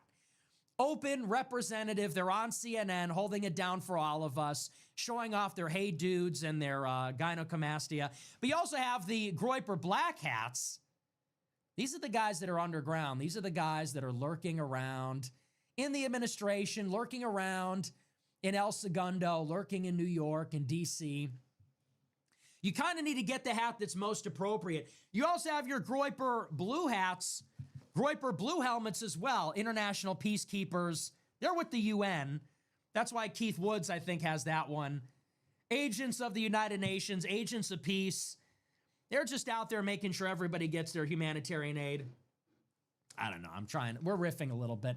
Fuentes.store, if you want to support the show, check out our subscription website, AmericaFirst.plus. $15 a month to get access to the entire archive, every episode of the show, every debate, commentary stream, gaming stream, speech, collaboration, interview. It's all there for the low price of $15 a month. If you want to subscribe for $100 per month, you get access to my group chat and hang out with me. I'm in the group chat giving you bonus content every day. Today, I think I did about 90 minutes of bonus content. I was just in there. The ideas were flowing. The coffee was flowing. I was in my flow state. And I was just dropping a lot of heat today about the CNN interview with those Groypers. I was dropping heat today about the war in Lebanon, about the war in Iran. I was extrapolating a little bit about my tweet about watching fat people eat. I had an experience with this weekend. So check it out. That's AmericaFirst.plus. What else? Yeah, there's not too much else going on. I'm trying to think if there was anything else major this week. It's been heating up a little bit more, I want to say. There's the Spencer Pratt election in Los Angeles, very exciting. I really hope that Spencer Pratt makes the runoff and then becomes the mayor of LA. I love Los Angeles. See, this is the problem. I love these cities. I love LA. I love New York. I love Chicago. But what we really need is a fascist dictator to take over every one of these cities and murder all the criminals. Because these are the greatest cities in the world. They're so rich. They have the best food, the best amenities, beautiful waterfront. Think about how nice it could be. The problem is all these cities stink like weed, and there's too many homeless people, and there's too much graffiti and too much crime. And so I don't care what they look like. I don't care where they come from, but we basically just need like a fascist dictator to take over every one of these cities and run it like the mafia used to run it. Where are these political machines? Where are these city machines that are just going to run the city with an iron fist? That's what we need. I don't even care if it's corrupt necessarily. I don't care who does it, Democrat, Republican. Please just kill these people, please. Can you just please kill these people? Like, seriously. Because you go to Los Angeles, and unless you're in the west side of the city, it's just total anarchy. You go to downtown, you go to the garment district, and it's like zombie land. Please just kill these people, please. I don't care if it's a reality TV star. I don't care if it's some liberal Muslim. I don't even care if it's a Jew like Rahm Emanuel. Just hire 50,000 police and just put them in jail or eliminate them. We do not care at this point. Just get them out of here. Why can't we have a nice country? It's honestly just really sad because these are my favorite places to be. I don't want to live in Des Moines, you guys. I don't want to live in Indianapolis. I have a friend that moved to Des Moines, and unlike me, he is a straight up chud. He has embraced it. He does not care. And he's out there in Iowa, and he's like, yeah, it's actually really affordable and really nice. I'm like, but where's the matcha? Where's the coffee shops? Where's the cool stuff? Where are the amenities? Where are the jazz clubs? Like, I don't even do these things. I've never even had matcha, but I just want to live in a place that has them. I want to be among them. So we got to fix it up. We got to make it better, you guys. Miami, New York, Chicago, LA, it can be so good, but we just need to put a lot of black people in prison forever. We just have to find a final solution to the homeless problem. I don't know, we need more fuel. Like, that's an idea. I don't know what we're going to do with these people, but they just can't persist in the public parks. They can't be on the sidewalks. You kind of just need to round them all up and put them somewhere else. I don't know what you're going to do with them. I don't know where you're going to put them. You don't need to go home, but you can't stay here. Put them somewhere else. Put them where it's cold. Let's just have a little survival of the fittest. Send them somewhere cold. Send them to Alaska. Maybe just send them to El Salvador. There's an idea. We got to get them somewhere like away from the rest of us. I'm kidding about turning them into fuel. I don't actually think they should be harvested for warmth or electricity, but I do think that they can't be on the streets. So I see the Spencer Pratt situation. It's really exciting. It's really a cause for optimism. I don't know what the outcome will be, but it looks like they will be headed to a runoff. And honestly, that's a white pill. So that's going on. There are some causes for optimism. Hassan Piker is increasingly being attacked and targeted by Israel. Finally, some good news. And if Israel was doing stuff like this all the time, maybe things could be different. Finally, some good news. Hassan Piker is out there saying, you guys, Israel is putting me in prison. Israel banned me from the United Kingdom. I'm like, I know, but it's not all good, dude. I'm like, Please stop trying to make me like them. They're deeply problematic. You're just cherry picking. You have all these liberals, they're like, first they banned Hassan Piker, now the New York Post is exposing that he's a porn addict. They even banned his uncle, Cenk Uygur. He didn't do anything wrong. I'm like, guys, cherry picking. If you only highlight the positive, you can make anybody look awesome. They're doing a lot of fucked up stuff too. So you've got that going on. This is maybe one of the only benefits. I have to say, if they were doing this to all communists and all liberals, maybe a case could be made. But unfortunately, it seems like we don't get enough of that. So there's some white pills here and there. Spencer Pratt is ascending. Hassan Piker is descending. There's some cause for optimism. But anyway, that notwithstanding, I do want to get into our show tonight. We're going to get into our featured story, which is all about this murder of Henry Noak. It's actually a very tragic story, so we'll be serious about it. And I think I remember this story when it actually broke. This is not a new story. This is a story from December of last year. An 18-year-old British man, white man, by the name of Henry Noak was brutally stabbed to death by a Sikh Indian. This happened in the United Kingdom. And it was a totally unprovoked murder. I guess the story goes something like this. This young man was walking in public. He passed by this Sikh person. His name is Vikram Digwa. Vikram Digwa. He was walking past this Sikh gentleman, made some offhand remark because the Sikh person was wearing a knife on his person. Apparently, this is part of their religion. This is a religious custom that they carry with them giant ceremonial knives, which, by the way, are banned for everybody else. In the United Kingdom, you can't own a gun, famously, and increasingly, you can't even own a knife, much less brandish one or carry one on your person. But for some reason, Sikhs are exempted from this because these are ceremonial knives. Okay, well, I'm going to carry a gun. That's my ceremonial gun. Is that okay? This is my ceremonial AR-15. It's for killing people that try to stab me to death with their ceremonial knives, right? So this young white man is passing by the Sikh who is brandishing a knife and says, "Oh, I hope you're not a bad guy, seeing that you are armed with a deadly weapon." The Sikh says, "Well, I am a bad guy." And the Indian follows him around. They get in a physical altercation. The Sikh attacks him. Young man defends himself. Sikh Indian pulls out a second knife. He's carrying two knives and brutally stabs this guy to death dozens of times. Young man calls the police and says, "I've been stabbed to death. I'm dying." Police arrive. And the young man says, "Look, there's my attacker. Go arrest him." The police interview this Vikram Digwa, and they say, "Hey, what's going on, man? Why'd you stab this gentleman?" Vikram says, "I'm actually the victim of a racist attack."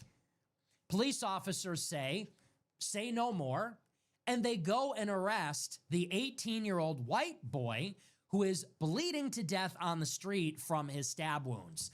They pick up his limp, lifeless hand, pale white and blue in the extremities from blood loss, and they put him in handcuffs and arrest him. He dies in their custody. They go to feel a pulse. They look at his eyes. They say he's unresponsive. He's dead. He's dead. Now, the reason this is back in the news is because the body cam footage has just been made public. And so now we finally see it in real life, and the footage is so much worse than the description. To actually see this happening, it's just unthinkable. You fail to understand how it is even possible that something like this could happen. That the police could show up and instead of apprehending the assailant, the attacker, the murderer, who is clearly alive and well and armed, they actually go and arrest the victim who called the police, who is clearly dying and bleeding out from his injuries. And this is a story from the New York Times. This is a summary of it. It says, quote, "Henry Noak, age 18, was stabbed by Vikram Digwa, age 23, in December 2025. after the two men had a brief interaction in Southampton, a city in southern England. Mr. Digwa, who is Sikh and stabbed Mr. Noak with a religious knife he was carrying, was found guilty of murder and sentenced to life in prison with a minimum term of 21 years on Monday. Mr. Digwa lied to the police at the scene of the murder repeatedly, falsely claiming that he had been the victim of a racist attack. Police officers arrested and handcuffed Mr. Noak for about a minute before they realized he was severely injured and began administering first aid. Police body camera footage released on Monday after the sentencing showed Mr. Noak lying on the ground saying, "I can't breathe," and telling officers repeatedly that he had been stabbed. One police officer can be heard saying, "I don't think you have, mate." So they don't believe him. The Sikh, the Indian, says, I'm the victim of racism. They say no more. We'll arrest him. As they handcuff this person bleeding out on the street, he's saying, "I'm dying. I've been stabbed. I can't breathe." They say, "Yeah, right. We don't believe you." "I don't think so, mate." Police officers are white, of course. The case has been increasingly politicized online. Oh, is it? With the right-wing populist lawmaker Nigel Farage claiming the police's initial response was evidence of anti-white prejudice. He encouraged his social media followers on Tuesday to respond with pure cold rage. Elon Musk has posted multiple times in recent weeks about the case. After Mr. Digwa's sentencing on Monday, Mark Noak, his father, Henry Noak's father, said in a statement outside the court that his son had not died with dignity and criticized the police for the way they treated him. But he added that the family does not want his death to be used to create further division, hatred, or tension. And this is the story of our civilization. Why are these people here? Why are these animals living in our country with their ceremonial knives, their rape gangs, their grooming gangs, their headdresses and turbans? Why are these people here? Whose idea was it to bring them here? Why are they in our countries? Why do you have Sikh Indians and Hindus and Muslims? What is the purpose of this? Why do we have Indians and Pakistanis and Afghans and Arabs living in England, living in Scotland, living in Wales, living in Ireland? Why? What good is that doing anybody? They don't belong here to begin with. Nobody wants them there. They don't belong there. They're not a part of that civilization. When I think of England, I think of Lord Nelson. I think of King Edward. I think of, as a matter of fact, George Washington. I think of the Magna Carta. I think of all these things. I don't think about smelly Indians. I don't think about Sikhs with ceremonial knives and turbans. I don't think about Africans. Why are they there to begin with? You add to this the idea that apparently in the future, England is going to become majority non-white. It's going to be actually the majority of people living there will be from the Caribbean or will be from South Asia. The majority of people residing in England will be Jamaican or will be these former African slaves from British colonies, will be from the Indian subcontinent. Add to that, they are causing all of these problems. Grooming gangs, rape gangs, stabbings and slashings and murders like this. Why have these people not been chased out of the country at the end of the barrel of a rifle? It's already bad enough that they are here. You are aliens. You are foreigners. You do not belong there. It's not your home. You are not indigenous. You are not a part of that social, cultural, ethnic fabric. You should be grateful. You should be on your best behavior that these white people have been stupid or gracious enough to allow you to live in their first-rate, first-world civilization that has riches and prosperity and equality and law and order and tolerance. But then these people are parasites, predators. They're creating all the problems, raping the young girls, murdering the young men, everywhere and at every opportunity, insisting upon their own culture, insisting upon their own identity to the detriment and at the exclusion of the native people. Why are they not being chased out at the end of the barrel of a gun into the English Channel, into the North Sea. Why are they not being forced out? Not only are they not being forced out, but this is what we hear from the government. This is actually what we hear from the right wing, from the opposition party in the British government. The head of the Conservative Party says it's a horrible tragedy, but let's not make it about race. Let's not make it about ethnicity. Of course it's about race. Of course it's about ethnicity. Why did this happen? This happened because you have people running around the United Kingdom carrying knives. That's why this happened. And let's be very clear. Even to talk about this incident in and of itself is starting in the middle of the story. Let's start at the beginning. In the United Kingdom, it is illegal to possess a firearm to defend yourself. So you have these sword and knife attacks. But it gets better. For white people, under no circumstances can you arm yourselves, even with swords and knives, to defend yourself. But there is an exception for everybody else. If you're a foreigner, well, you get to carry what would otherwise be an illegal weapon, what would otherwise be an illegal knife, because of religious purposes. So it is out of tolerance. It is already a double standard that you've got the native people who are disarmed,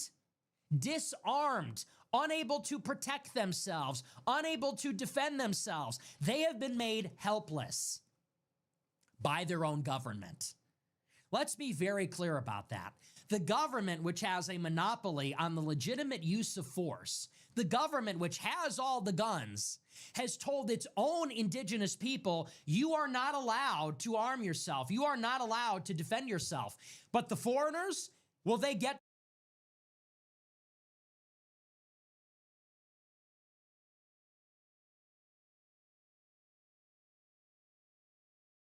They can't arm themselves. Already puts us at a disadvantage. It's systemic. It's structural. The game was rigged from the very beginning. You are going out as a white person already, and it's even true in the United States. You go out in Chicago with a gun. Where's your concealed carry license? Did you take the training? Did you take the course? Do you have your license in order? Are you carrying properly? Is the gun registered to you? So on and so forth. If you're some black gangbanger, you think they're carrying a concealed carry license? Of course not.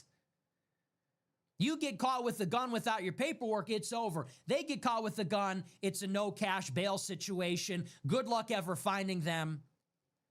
And they got a bump stock and it's practically an Uzi or something. Same thing in the United Kingdom. You can't carry a knife. You can't carry a gun. You are effectively a ward of the state. You are a slave. You cannot defend yourself. The other people can.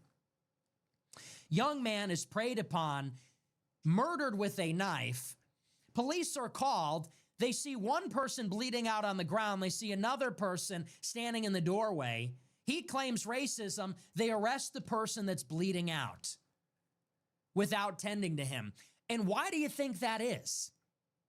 It's because just in the same way that non-whites are allowed to carry a knife out of some sense of religious tolerance, which effectively makes white people helpless, it's the same story with these political attitudes and with the law.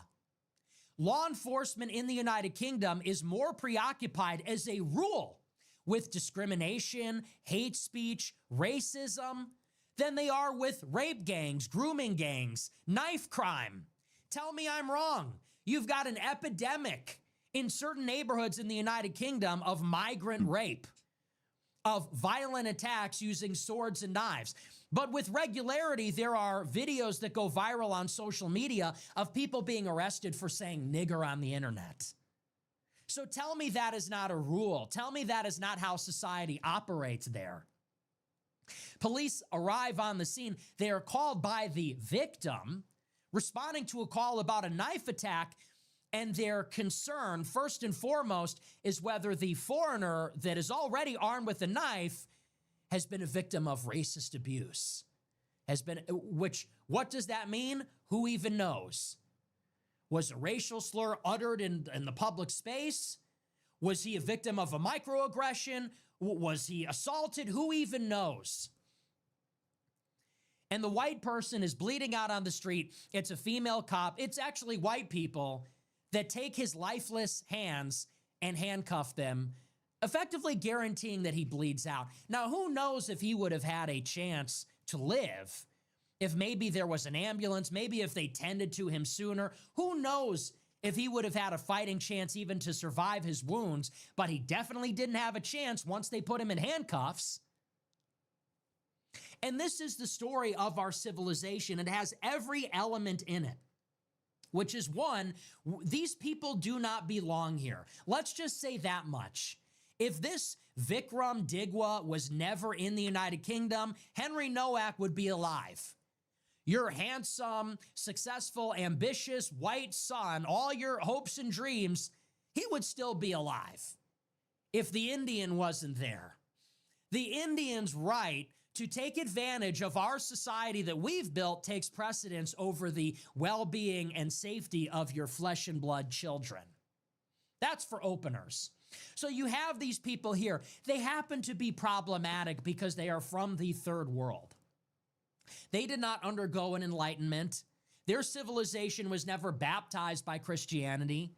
They did not undergo all of the things that we have as a civilization that has made us actually a peaceful, humanitarian, tolerant, benevolent civilization. So we are bringing them here, and it's not a fair fight. These are people that are fighting each other in the slums of Mumbai. These are people that are fighting warlords in Mogadishu. These are people that are conscripted as child soldiers throughout Africa and the Middle East to fight and kill on the basis of religious fanaticism. And they're being brought into our civilization where we've had the Magna Carta for 1,000 years. We've had the Peace of Westphalia for half of a millennium. It's not even fair. We bring these people here with their knives and their regressive attitudes and their violence and all their problems, and they're visiting the problems upon us. Now, that's not even the worst of it. This is what you need to understand. It's not that we have the problem. Because let me tell you about an alternative timeline. There's an alternate timeline where white people have pride in themselves, in their heritage, in their civilization, in their customs, and their identity and their culture binds them together. And if our people, if our home is under attack by aliens and outsiders, this has happened throughout time, and it will always happen. And the normal course of things is that the indigenous native people will bind together and they will utterly annihilate the threat. If our daughters are being raped by gangs of aliens, if our sons are being stabbed to death and beaten by aliens, then the elders and the fighting age population and the young people will volunteer to kill those people, to kill them, or at the minimum, imprison them, deport them, but as a matter of fact, to remove the threat from society. That is healthy. That is normal. And don't think that this is some kind of unhinged call to violence. We did not start this. This is being visited upon us in our homes. This is our home, our ancestral homeland. This is our place. These people come here, they rape and kill our children. In the normal course of events, the government, which is solely responsible for organized violence, would get the police or get the military or the Minutemen, the militia. They would conscript the people to solve the problem. That is actually the real issue here. So an alien is inside your country, kills one of the native people. Unfortunately, it happens all too often. The police are summoned. They are supposed to arrest the murderer. They're supposed to arrest the attacker. But what happens? It's actually in the middle of the story where you have the problem. They go and arrest the lifeless body of the native person who has been stabbed to death because they hate their own people. Because society has been conditioned to believe that we are the problem. Society has conditioned itself, its own members, its own constituents to hate themselves and believe that they are the problem. That xenophobic attitudes, exclusionary attitudes are worse than actual violence, are worse than actually losing our civilization, our territory, our life. Yeah, that's by design. We were propagandized to be okay with Muslims because they wanted to ship Muslims in. They wanted to bring immigrants in. So they did a campaign, or they did a campaign where they propagandized us into shaming each other if we were racist. That's all by design, so that they could bring in these people, because we're not having kids anymore and they need bodies to work and pay debt. So they propagandized all our women into loving coloreds. Lives, opportunities, our power. That's actually the real problem. What's more, these attitudes exist. Liberal attitudes have always existed towards outsiders, but this is now the governing ideology. It is being enforced at gunpoint. So not only are the outsiders not being taken care of, not only are the hostile invading outsiders not being held accountable or penalized for this behavior, it's being protected. Actually, the government is working on behalf of the attackers to make sure they're more successful in their attacks. If you resist hostile attacks by outsiders, the government is deployed to render you helpless, to make sure that you cannot resist, to guarantee that you die a slow and painful death. Female cops, white cops are there to show up and make sure that you die, to make sure that your attackers are successful, because they are more concerned with the comfort of aliens than the survival and well-being of the natives. That's the story of our civilization. That is happening in the United Kingdom. That is happening in Europe. That is happening in Canada, in the United States, in Australia. This is happening all the time. This is the same story as Austin Metcalf, the 18-year-old football player from Texas who was stabbed in the neck with a knife by Carmelo Anthony, which you might remember last year. 18-year-old black student, track student, stabs an 18-year-old white boy in the neck with a knife, and the black community rallies around him, raises $500,000 because they say the white student made some racist remark against him. So the black community decided that he signed his death certificate when he was racist against them. This is happening here. It's happening there. This is happening everywhere in the white world. And what it is ultimately is a failure for white people to stand up for their own existence. Do you even care about our civilization, about your own life, about the well-being of your children? The victim in this case, Henry Noak, his own father said, yes, it's a tragedy. I don't like the way the police handled it, but I don't want it to be a political thing. I don't want it to create division. Well, we are not creating the division, and you are not creating the division. The division is being created when hostile aliens come here and murder and rape our own people. That's actually the division. I think the dad should have just shut his mouth. It's not up to him. We don't really give a shit how he feels about it. Doesn't really matter. You know, it's like, okay, you hate your son and you're glad he's dead. Well, we don't feel that way, and we're not going to go down like that. We care about whether or not our children are murdered by coloreds. That's actually the precipitating action. That's the initiating action in the whole story. What are we to do about this? The reaction to it has been a little bit of a source for optimism. You see that a lot of people have had enough and are outraged by this. It seems that people are slowly waking up to the double standard. And it's interesting what this person actually said. Henry Noak, as he was bleeding out, said the words, "I can't breathe." And everybody immediately drew the comparison to George Floyd. And think about it. George Floyd was some middle-aged drug addict who got the cops called on him because he was using a fake dollar bill. He died in police custody because he resisted arrest and had fentanyl in his system. He said, "I can't breathe." The body cam footage goes viral. Black people burn down the country. And not only do black people burn down the country, but white people don't stop them. White people, the police, the government, they don't stop them. They say, well, black people are justifiably angry. And as a matter of fact, all of white society goes out and is sympathetic to this criminal underclass, sympathetic to the black population, sympathetic to George Floyd posting the black square, standing in solidarity, taking a knee. An 18-year-old white boy is stabbed to death in cold blood. He calls the cops after he was stabbed, not because he was committing a crime. He didn't resist arrest. He was not even in the wrong. Police apprehend him. He truly couldn't breathe because he was stabbed dozens of times by some foreigner. What is the response to this? Are there riots? Is there political outrage? Is there even any attention drawn to this at all? Absolutely not. Is anybody standing in solidarity saying white lives matter? Is anybody burning down the city? Are there protests? Is there even coverage? Absolutely not.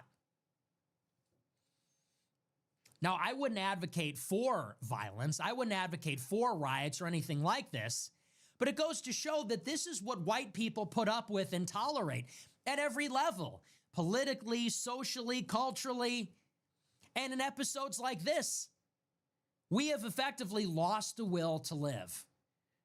We've lost the will to fight. We've lost the will to defend ourselves. So we have lost the will to live. And white people are retreating and avoiding and running. Pretty much. Being chased around our own country, retreating into the suburbs, retreating to different states, retreating to private schools, retreating to gated communities, trying to get away from the problem, trying not to rock the boat, don't want to be politically incorrect, don't want to be perceived as racist, don't want to lose our jobs. People say, think about what's important.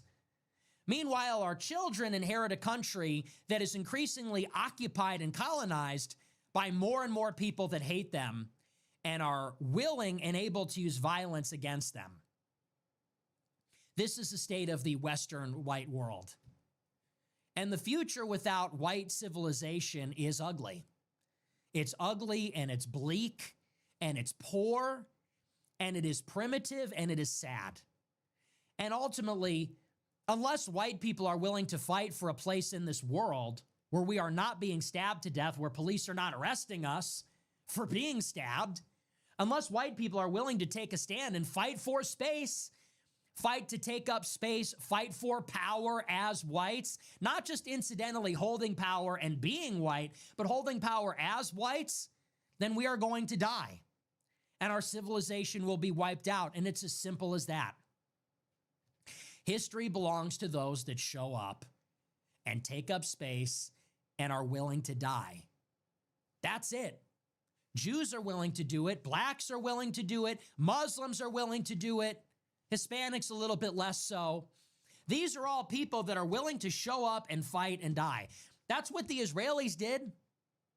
The Jews over there, these guys are cowboys. They're over there signing up for the IDF and killing Palestinians. And I'm not saying that's justified, but they're willing to go out and fight and do these daring and bold things, sticking up for themselves as a group. And also committing suicide at a higher rate than we are. Jewish power. They want it. The Jews in Israel are killing themselves. They want power as Jews. They want to use it to help themselves, and they do. And they don't care who stands in their way. They're ruthless. And the same goes for blacks. Blacks are not afraid of the phrase black power. They want power. They want to use power. And these are the same people that are not afraid to turn their own city into GTA 4 and 5. They say it proudly. They're not afraid to go out with AKs and automatic weapons and pistols and gun each other down in broad daylight. Okay, these are the people that he's talking. Oh, they fight for their place to live. They fight to murder each other. That's how smart they are. Don't like white people, and they don't care if we know it. They do not like white people. They do not trust white people. They don't care if you know, because when they say they don't like you, they mean it.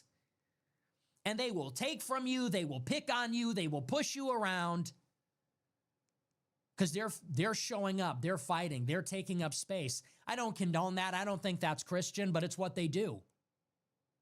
Muslims do the same. They show up as a community. They're pushy, they're bullies, they're obnoxious. They help each other, they take up space, they fight for their religion, which they take seriously. What do white people do? What do white people do other than apologize, bend over backwards to accommodate others, worry about offending other people, worry about whether people feel included, worry about whether people feel tolerated, worrying about the privileges and rights of others? as we shrink. And that is what is happening. We are shrinking in number, shrinking in power, shrinking in territory. And white people couldn't be bothered about it. And unfortunately, I hate to say it, but more of this will happen. This will happen more and more. And it's on some level, it's going to have to keep happening before white people realize the peril that we are in. People say, how many more Irina Zarutskas? How many more Austin Metcalfs? How many more Henry Noaks? The answer is a lot more. A lot more are going to have to die. A lot more are going to die. Because unfortunately, that is what it takes for white people to see what happens. When are white people willing to vote for even someone like Spencer Pratt, this goofball? Because their entire city burned down. Because their whole city is occupied by homeless people and criminals. That's what it takes even to get that much. What does it take in a city like Chicago? Apparently, like, there's nothing that can be done. This city was hell on earth. It keeps getting worse. So unfortunately, there needs to be this bottoming out. You almost need to hit rock bottom before we bounce back. You almost need to go to hell. You almost need to descend into hell and see how bad it can get before white people get the consciousness and the wherewithal to see what we've lost and that it is worth fighting for. Right now, we just simply have too much to lose at this point in time, and people are clinging to it and hanging on, and they're coping, and they're thinking, you know, if I could just take care of my own situation and good luck to everybody else, maybe I'll be okay. It's not so bad yet. They don't realize it's all or nothing. We're either going to hang together, we're all going to be hanged separately by blacks, by non-whites, by Jews. It's as simple as that. So it's a horrible situation, unfortunately, all too common. This is just the story of white people. And here's the thing. I also want to say this. We cannot let this become the symbol of who we are. I see this all the time. There was this summit this past weekend in Portugal. It was called the Remigration Summit, and they brought all the European activists together from all the different European countries to talk about remigration, which is these massive deportations of third worlders that have come here by legal and non-legal means. Regular and irregular migration is what they call it.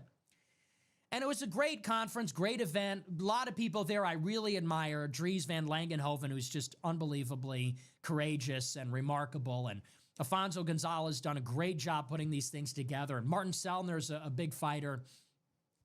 Keith Woods was in attendance, who I love. He's my best friend of all time, whatever. Okay, so they bring all these people together. However, they're doing this conference, and it's almost like the whole conference is just torture porn. So much of the conference is dedicated to white people talking about how they're being raped, white people talking about how they're being murdered, white people talking about how they're the victims. And I really believe there's a huge psychological problem with white people always looking into the face of this white defeat, looking into the face of white people being maimed and killed and wounded. I understand we need to broadcast these things. We need to get the word out. There's some value in that. But I also do believe that white people, in order to take our country back, we need to start seeing ourselves as strong. We need to start seeing ourselves as being able to do something about this. It can't always be about we're going extinct, we're being killed, we are victims. We just need to stick up for ourselves. We need to tap into a larger story. This is why I always like to say we need to think of ourselves as champions. We need to think of ourselves as conquerors and heroes. When they talk about, for example, the situation in Venezuela, I say this is something that gets white people excited. Yes, let's invade other countries. Let's invade Venezuela and send these people back. Let's increase our power. Lie, cheat, do whatever is necessary to get in a position of power and then wield it ruthlessly. We don't need permission. We don't need to broadcast all our plans. We don't need to fight with honor. We need to win at any cost. I see this is a big deficit among white people. It is actually one of our deep character flaws, is white people as a race are preoccupied with this sense of justice and this sense of honor. And honestly, I think in a big way that's holding us back. We have this sense of we need to stand and face the challenge valiantly, and even if we lose, and you want to say, even if we lose, no, losing is not an option. How about we rise and kill them first, metaphorically? Our enemy wants to kill us. How about we rise and kill them first? Let them cope. Let them be the victims crying over their dead loved ones, instead of us for once. Preoccupied with the sense of honor and justice and honesty. Oh, our victims, we need to set this right. Set this right. How about increase our power? How about do what is best for us? Not what is right, not making this moral case. We are victims. They have been improper. They have treated us badly. How about their increase is our loss? We have to increase at any cost, win at any cost. Not let's try and let's put our ragtag thing together and let's raise money and let's do this. Let's do this petition. And then the European government will have to talk to us. They'll have to. They can't ignore it. This is their latest, greatest idea. And look, I like these guys. I respect these guys. I don't have a problem with them. I'm not trying to create a problem. But I saw our Remigration Summit, which is the best that we have. These are all the dissident right people in Europe that want to send these people back. Their latest, greatest idea to solve the problem is we're going to get a petition together. And the petition says, we need to protect white people. And they say if we get 1 million signatures on our little petition, then the European Commission from the EU has to have a meeting with us to address it. And this is the state of white people, okay?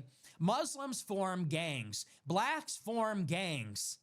Pakistanis form gangs. And then they kill people. And then they rape people. And then they work to cover up the rapes. And they're bullies. And they're terrorists. And they are violent, and they are intimidating. And what do white people do? They hold candlelit vigils, and they pass around a petition where you sign it in the hopes that some white bureaucrat is going to tell you, fuck you to your face. All right, white people, email the petition to your friends and family. We're not going to be killed anymore because we want the European Commission to have to say it to our faces. If this petition gets 1 million signatures, then by law, they have to meet with us. And we're going to go to that meeting and they're going to tell us, fuck you to our faces. And then we'll know they're really corrupt. And it's like, what? Petition? Then they'll hold a meeting with us? A meeting? Black people burned down Minneapolis. They had us defunding the police. They abolished the police.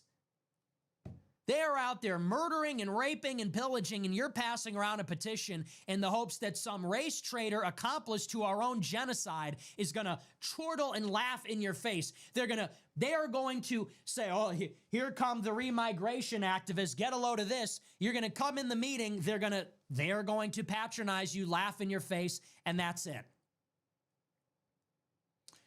No, white people, this is what white people need to do. Let me be very explicit. People say, so what's the solution? Let me tell you the solution.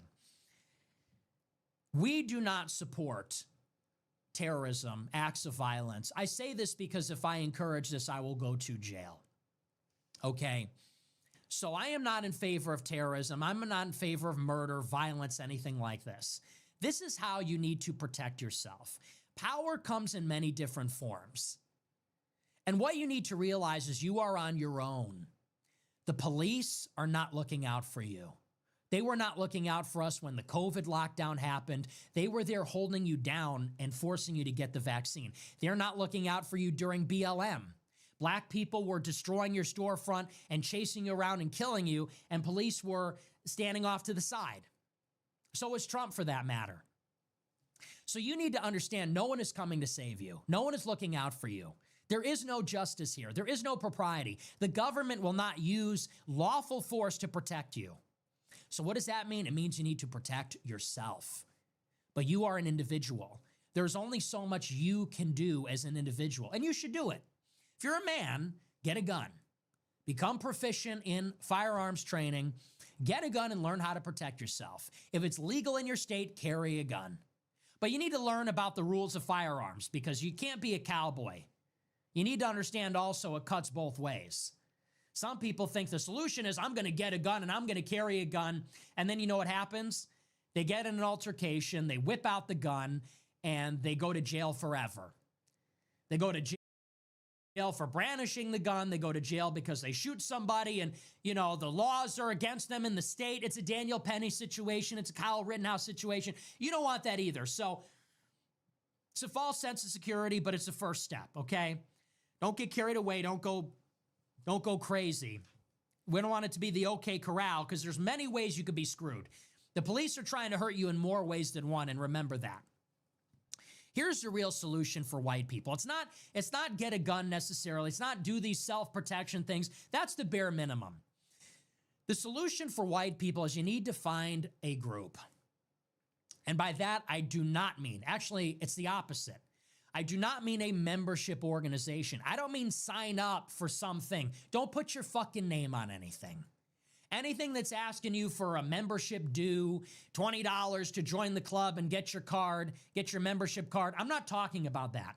No militias, no groups, no chapters, no nothing like that. I'm talking about decentralized, small network of highly trusted people that you know. Don't call it anything. Don't call it a thing. It's not a thing. It's unspoken. But you get together with like-minded people that live in your area, in proximity, share your values, and just start to help each other, especially if you're young. But if you're old too, help each other, make connections in local government, with cops, firefighters, people in the business space. Just start to make friends. Become an asset yourself. What can you do for other people? What could you provide in a situation? Do you have a gun? Are you muscular? Do you have a car? Do you know how to drive? Do you have money? Do you have connections? Are you in law enforcement? Things like this. You want to start to get together because this is what they all do. This is really the source of power in the street in a situation like this. The cops are not coming to help you.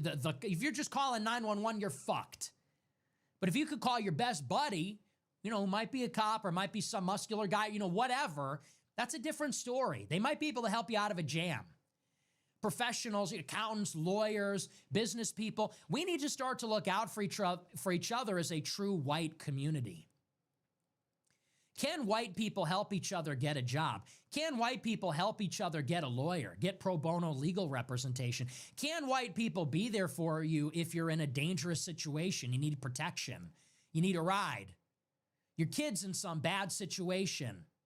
You have connections with a judge in government, something in a school, at a university, at your school board. These are the kinds of connections people need to start to make. And it's very important that you don't call it anything.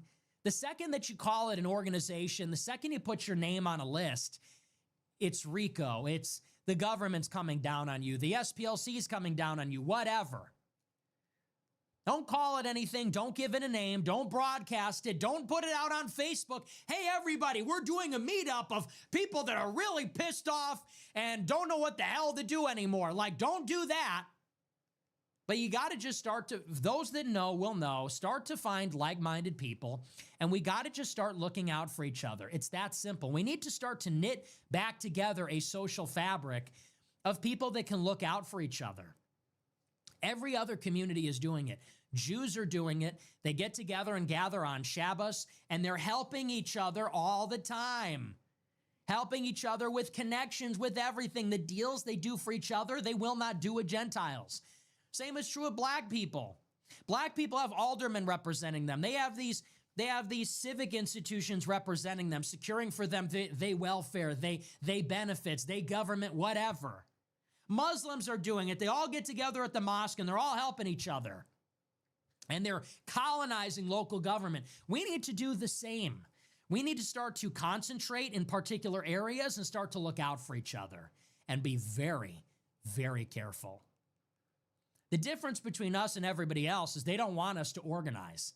Muslims can organize and they could be extremely corrupt. Jews organize and they are extremely corrupt. Blacks organize and they're extremely corrupt. These black aldermen in Chicago, I mean, it's so degenerate and corrupt, it would make you laugh how absurd it is. And if ever there was some competent attorney general or prosecutor, these people would all be in jail, but that's just it. They get a pass because they're black. White people are handcuffed by the rules. This is the point. You have a problem. White people are under attack, but that's not even really the problem. The real issue is that the solution is illegal. Problems crop up. Issues happen. People fight. Yeah, white people were not fighting back. Look what happened to Kyle Rittenhouse. That's why nobody is fighting back. That's why nobody is out in the street. They've outlawed that. If you're white, you cannot do that. No, sir. They will try to throw you in prison like Daniel Penny and Kyle Rittenhouse. I mean, I agree with Nick. I just wish he wouldn't like berate us. Problem is that we are literally being handcuffed so that we cannot resist. And so we need to find ways to step outside of the traditional ways of solving problems. This is why the outfit existed in Chicago for the Italians. This is why the mafia existed. They called it this thing of ours. They didn't say this is the come one, come all. We're going to break the laws and look out for each other and create a parallel government. They didn't say that. But they said, look, we need to look out for each other. Government's not doing it. Somebody's got to look out for us Italians. This is what they did. And they created community power. Don't turn your nose up at community organizing. Don't be too good for that. You know, us white folk don't do that. Well, we do now. We need to now if we want to survive. As individuals, we are weak. Together, we are strong. This is the first principle of politics. This is the first principle of political organizing, is that in order for you to have a say, in order for you to be protected, you need to have the numbers. You need to have the ranks that you can call upon for whatever it is that an organization needs.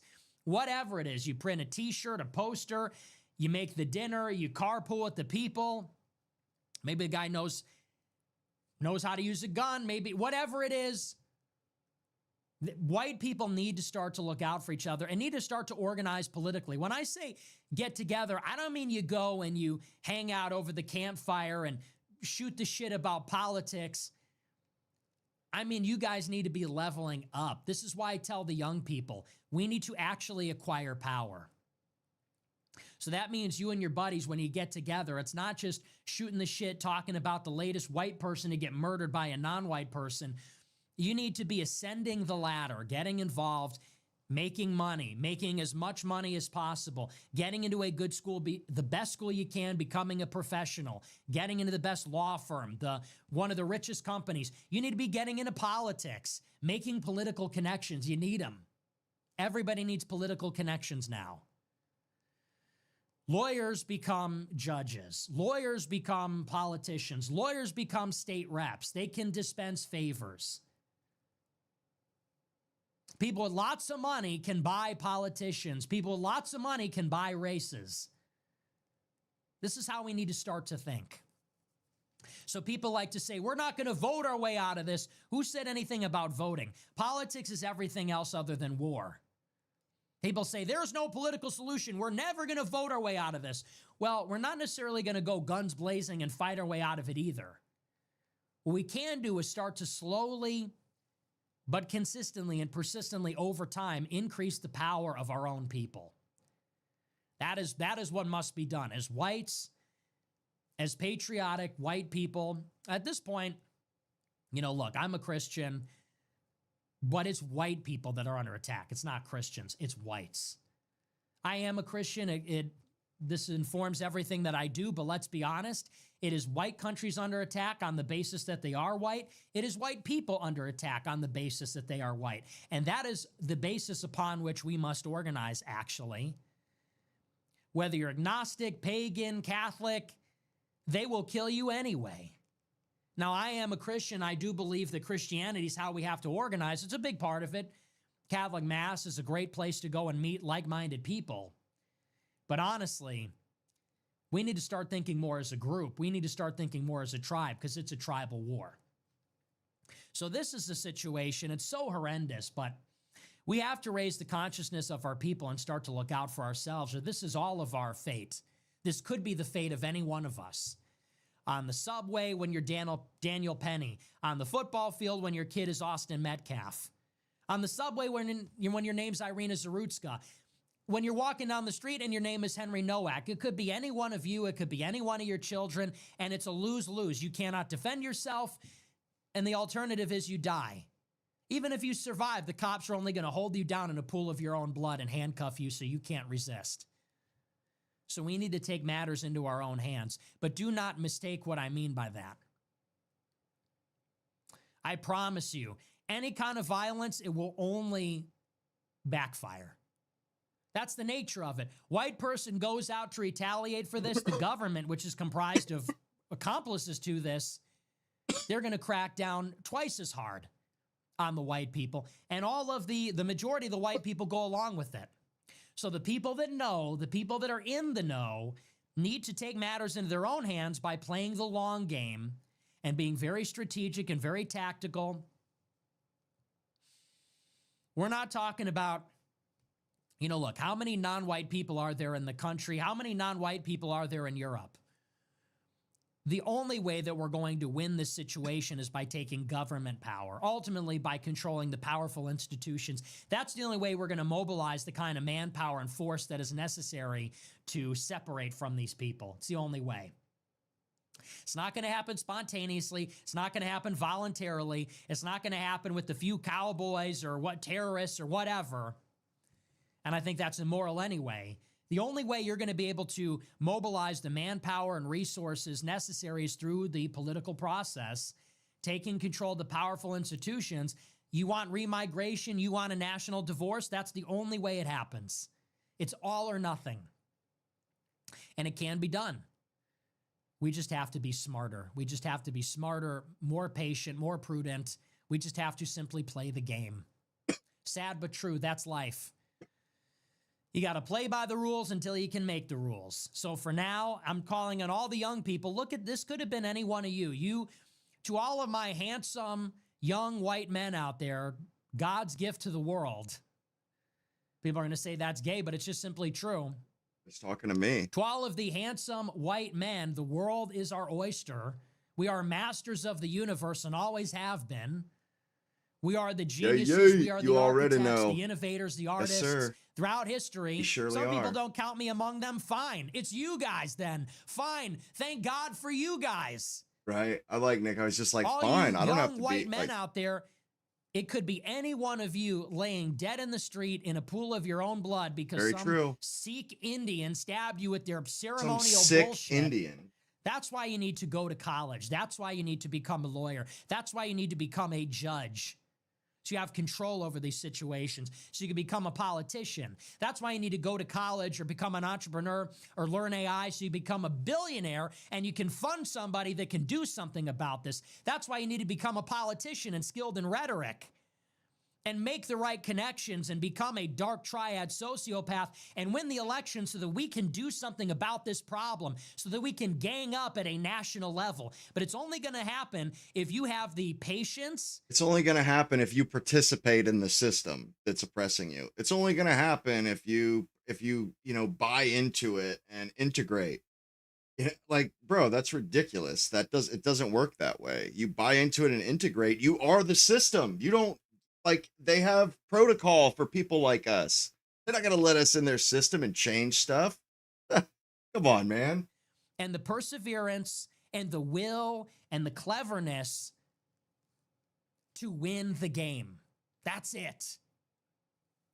No sentimentality, no bravado, no chest thumping, no screaming and yelling is going to do anything for anybody. We have to be smarter than that. We have to be better. And that's all that really anybody could do. And I know that some people don't like that answer. I know that some people find that to be unsatisfying, but that is how it is going to work. And it can happen. It will happen slowly for a long time, and then it will happen very quickly. But that is what we all have to do. And listen, you want it to happen faster? Work harder. You're unsatisfied with the progress? Then work faster.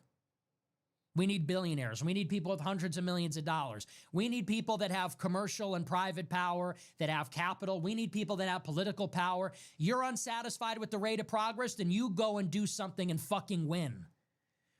You're a conscious white person, you're a defender of our civilization, then you need to take matters into your own hands and become as powerful as you can in your own life.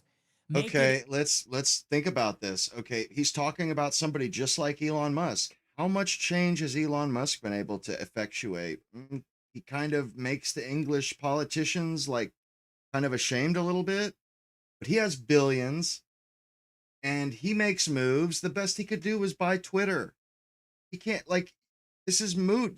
There's no, they own the capital markets. Like, bro, billions of dollars that's in their banks that they decide when you get to spend it. Like, they allowed Elon Musk to buy Twitter. He put up his stock and they said, okay, we'll let you borrow the money so you can buy that. They wanted him to do that. If they didn't, he would never have gotten Twitter. Inspirational. It's easy, it's foolish, it's simple to go out in some explosion of emotionality, go to a protest and get in a fist fight, grab a gun and do something heinous and vile and sick. That stuff, what does that profit anybody? That's just foolishness. That might be emotionally gratifying in the moment. That might satisfy some longing for revenge. It does not win the battle. We are in a war. We need to win the war. And what wins wars is careful planning, long-term thinking, logistics. When you're in a war, the medic, the chef, the guy that's driving the trucks, all these people are united behind one common purpose in one campaign. And you might think, how is making the beans and toast winning the war? Well, the soldiers need to eat. And people say, how is working in the chocolate factory helping the war? How is working in the factory winning the war? Well, we need tanks and we need planes and we need rations. And everybody has a role to play. Everybody has a part to play. This is about creating a massive organization parallel to but connected to government that is able to mobilize the resources and the manpower to achieve this monumental objective, which is to get these people away from us, to get these people that do not like us, that do not care about us, that are not us, the fuck away from us so they can't hurt our children anymore. It's that simple. So don't listen to people that are telling you, hey, there's no political solution. Hey, I'm going to get a gun and I'm going to do this and that. Do not listen to that. There is the war effort. There is the war effort. Everything else is foolishness. So that's how we have to think about it as white people. There's no other way to look at it as far as I'm concerned. Everybody else is ganging up and they fucking hate us, man. These Jews have no love for us. These Muslims have no love for us. These black people, they have no love for us. They are never going to see it the way that we do. And that's okay. I'm not looking to inflict pain on them. I'm not hostile to them. I do not hate them. I love my own people. We need to take matters into our own hands to protect what we love. We alone care enough about ourselves because we are ourselves. We know ourselves. We love ourselves. We are the only ones that are going to adequately look out for our own interests. That's all. Take matters into our own hands. Stop playing the victim and hoping someone else somewhere is going to come and do the right thing. Care less about doing the right thing. Care more about looking out for your interest, not even strictly as an individual, but as part of a family. That is really what we are. An individual can try their luck and they can try to exist in a chaotic world. But if you've got a wife and kids, you can't. You realize we are all in this together because your kids are helpless. Your wife is helpless. Our sons and daughters are helpless. They want to play in the park. They have to go to school. They have to take the train to work. They're going to be at university. So we need to create a society that protects them. It is actually a selfless act to look out for our own tribe, in a way. So anyway, that's that. We're going to move on. We are out of time, so I think we'll talk about Iran tomorrow. For now, we're going to take a look at our super chats. We'll see what you guys have to say about all this. I'm going to get set up here. And we'll take a look. We'll see what you guys have to say about all this. I promise we will get to Iran tomorrow. All right, let's take a look. We'll see what we got here. Matokur Shriveled Tumor sent $20. He's from Connecticut. Check it out. He avoided Ball Town on a space. Anything to seem cool. People are saying that. I don't know. He told me he was born in New York. Is it true he's from Connecticut? That would be hilarious. What a LARPer. Yeah, I'm from New York. He's talking like he's one of these like New York black people. It's like, bro, you're from Connecticut. Mestizo sent $20. Do you think Sneeko gets pressure from the Muslim community to not associate with you? Also that Warner guy is a bitch. I don't know who that is. Yeah, oh, absolutely he does. Absolutely all these brown clowns are in his ear, for sure. Mr. Mojo Ryzen sent $20. Hey Nick, about faith, part of me wishes I could believe. I just don't know how to get past the logic part of my brain. I feel like I'm missing something everyone else has and I don't know how to find it. That's too bad. I'm sorry Roy to hear that. Pilot sent $20. The forces who oppose you will try to undermine your Christian identity. Pick a saint bro and learn about him. Much love. Okay. Hunter Biden's coke dealer sent $160. 3:30 a.m. PST. Real nigga hours in GC winding down. Eyelids finally start getting heavy. Goat pops in. Hey everybody. Chat roars to life. Nicholas voice message recording. Sleep is overrated. God bless you, Nick, and thanks for all that you do. Hey, thank you for the Saluting big face super emoji. chat. I appreciate it. Yeah, I'm in the group chat. Yes, people love the group chat. People love when I pop in there. It's a lot of fun. We're hanging out.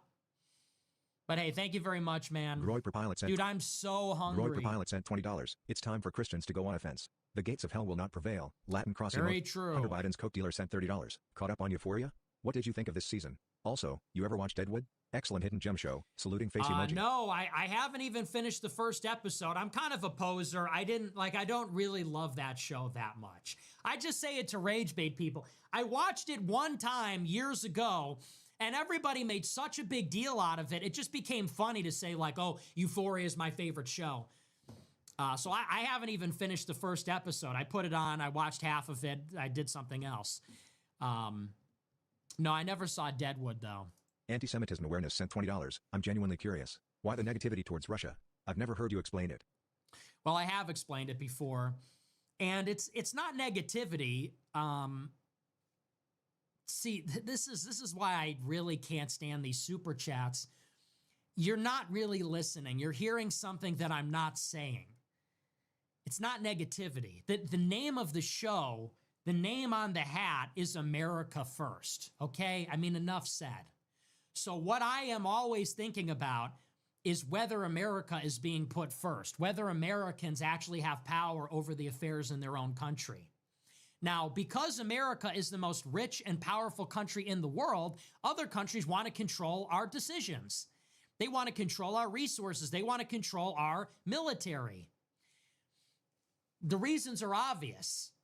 And so the countries that are best equipped to do this are the other rich and powerful countries. The other countries that have enough technical know-how and enough money and enough sophistication to field an intelligence agency, to field a military, to put up money for soft power operations from their foreign ministry. So who is that going to be?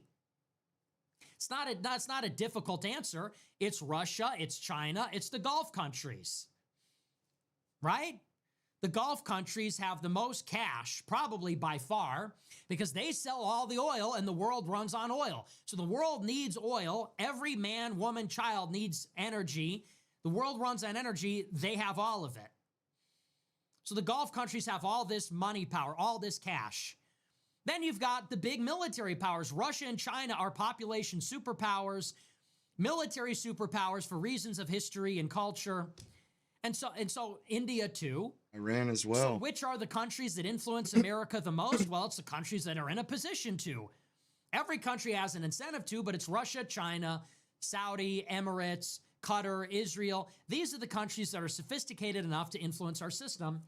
And all I simply say is, I don't like any foreign influence. Russian, Chinese, Israeli, Qatari, Emirati, Saudi, Turkish, French, British, whatever. But here's the problem. You don't listen. You don't hear all the words that I'm saying. I say that Russia influences our country like Israel does, and you hear, I don't like Russia. You hear, Russia is bad, but that's not what I'm saying. There's no negativity. I don't care about Russia. I'm American. So I don't care about Russia. I don't care about these other countries. I care about America. So I don't feel positively or negatively about these countries. I only care insofar as inside our political world, there's clearly some kind of influence operation happening. Why are they all going to Russia? Why do they get Russian money? Why is the Trump campaign in bed with the Russians? Why is everybody in the Trump administration weirdly supportive of Russia? It's very weird. It's not negativity. It's just saying this does not belong. This is out of place. I'm genuinely curious. No, you're not curious because you don't listen. You're not curious because you don't pay attention and you're not capable of thinking. I said all this, but you are an idiot. Why the negativity towards Russia? I've never heard you explain it. First of all, yes, I did. If you've ever heard me say anything negative about Russia, I'm literally always saying everything I just said. So that's not true. And if you were curious, you just, you'd listen and try to discern the answer. But here you go. Here it is like a baby. Let me go step by step slowly. Mr. Person sent $50. Did you see CoffeeZilla expose PBD for promoting scams? Yo, Backpedaling on the phone. Yo, I did this. I did that. that. Moral authority. Hell yeah, bro. I'm so on point with my news stories, bro. I did the PBD shit like 3 days ago, 2 days ago. I was man, I am so on this shit, bro. So on this shit. If they weren't fucking constraining my reach and making sure nobody sees my shit, I would be, somebody. Even guilt tripped you for using the N-word. No, I didn't see that. I did not see that, but honestly, who cares? Feminify sent $1,000. Greeting from the 88 Oasis Shopping Center in Dubai. Victory hand emoji. Excellent voice messages in the group chat this week. Thank you for the huge super chat. I appreciate it. The 88 Oasis Shopping Center. That's my favorite number. Have my algorithm no, but I dialed appreciate the the fuck massive in. super chat. Femina Fides, dude, the women are putting the show on their back. Thank you so much. I really appreciate it. Thank you for the massive support. 07's in the chat for Femina Fides. God bless. That must Lawrence be his Dearborn sponsor, sent Femina $167. Fides. Hey, thank you for Lawrence of Dearborn. That's funny. Thank you very much. Stealth Black sent $25. Thanks for the funny, slice of life voice memos. Always reminds me of stand-up. So I was on a plane the other day.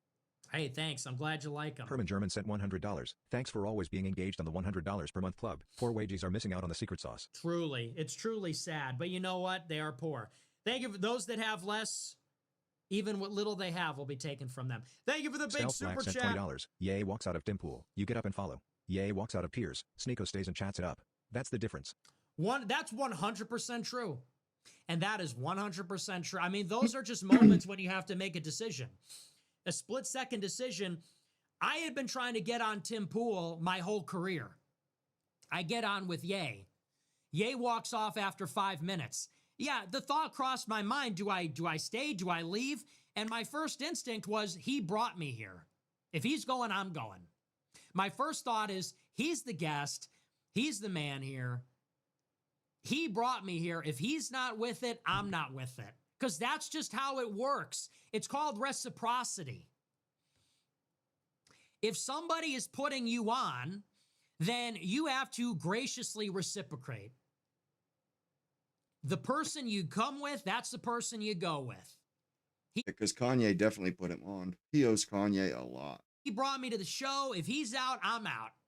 And yeah, I was like, damn, I wish we got to stay longer. Damn, I wish I could have been on the show. It's a shame. This would have been a great opportunity. But you know what?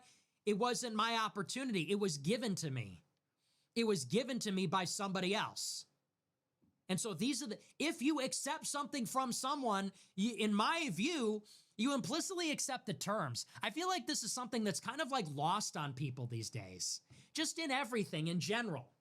If you give something, you give with the implicit condition that, the person will reciprocate or be grateful or something like that.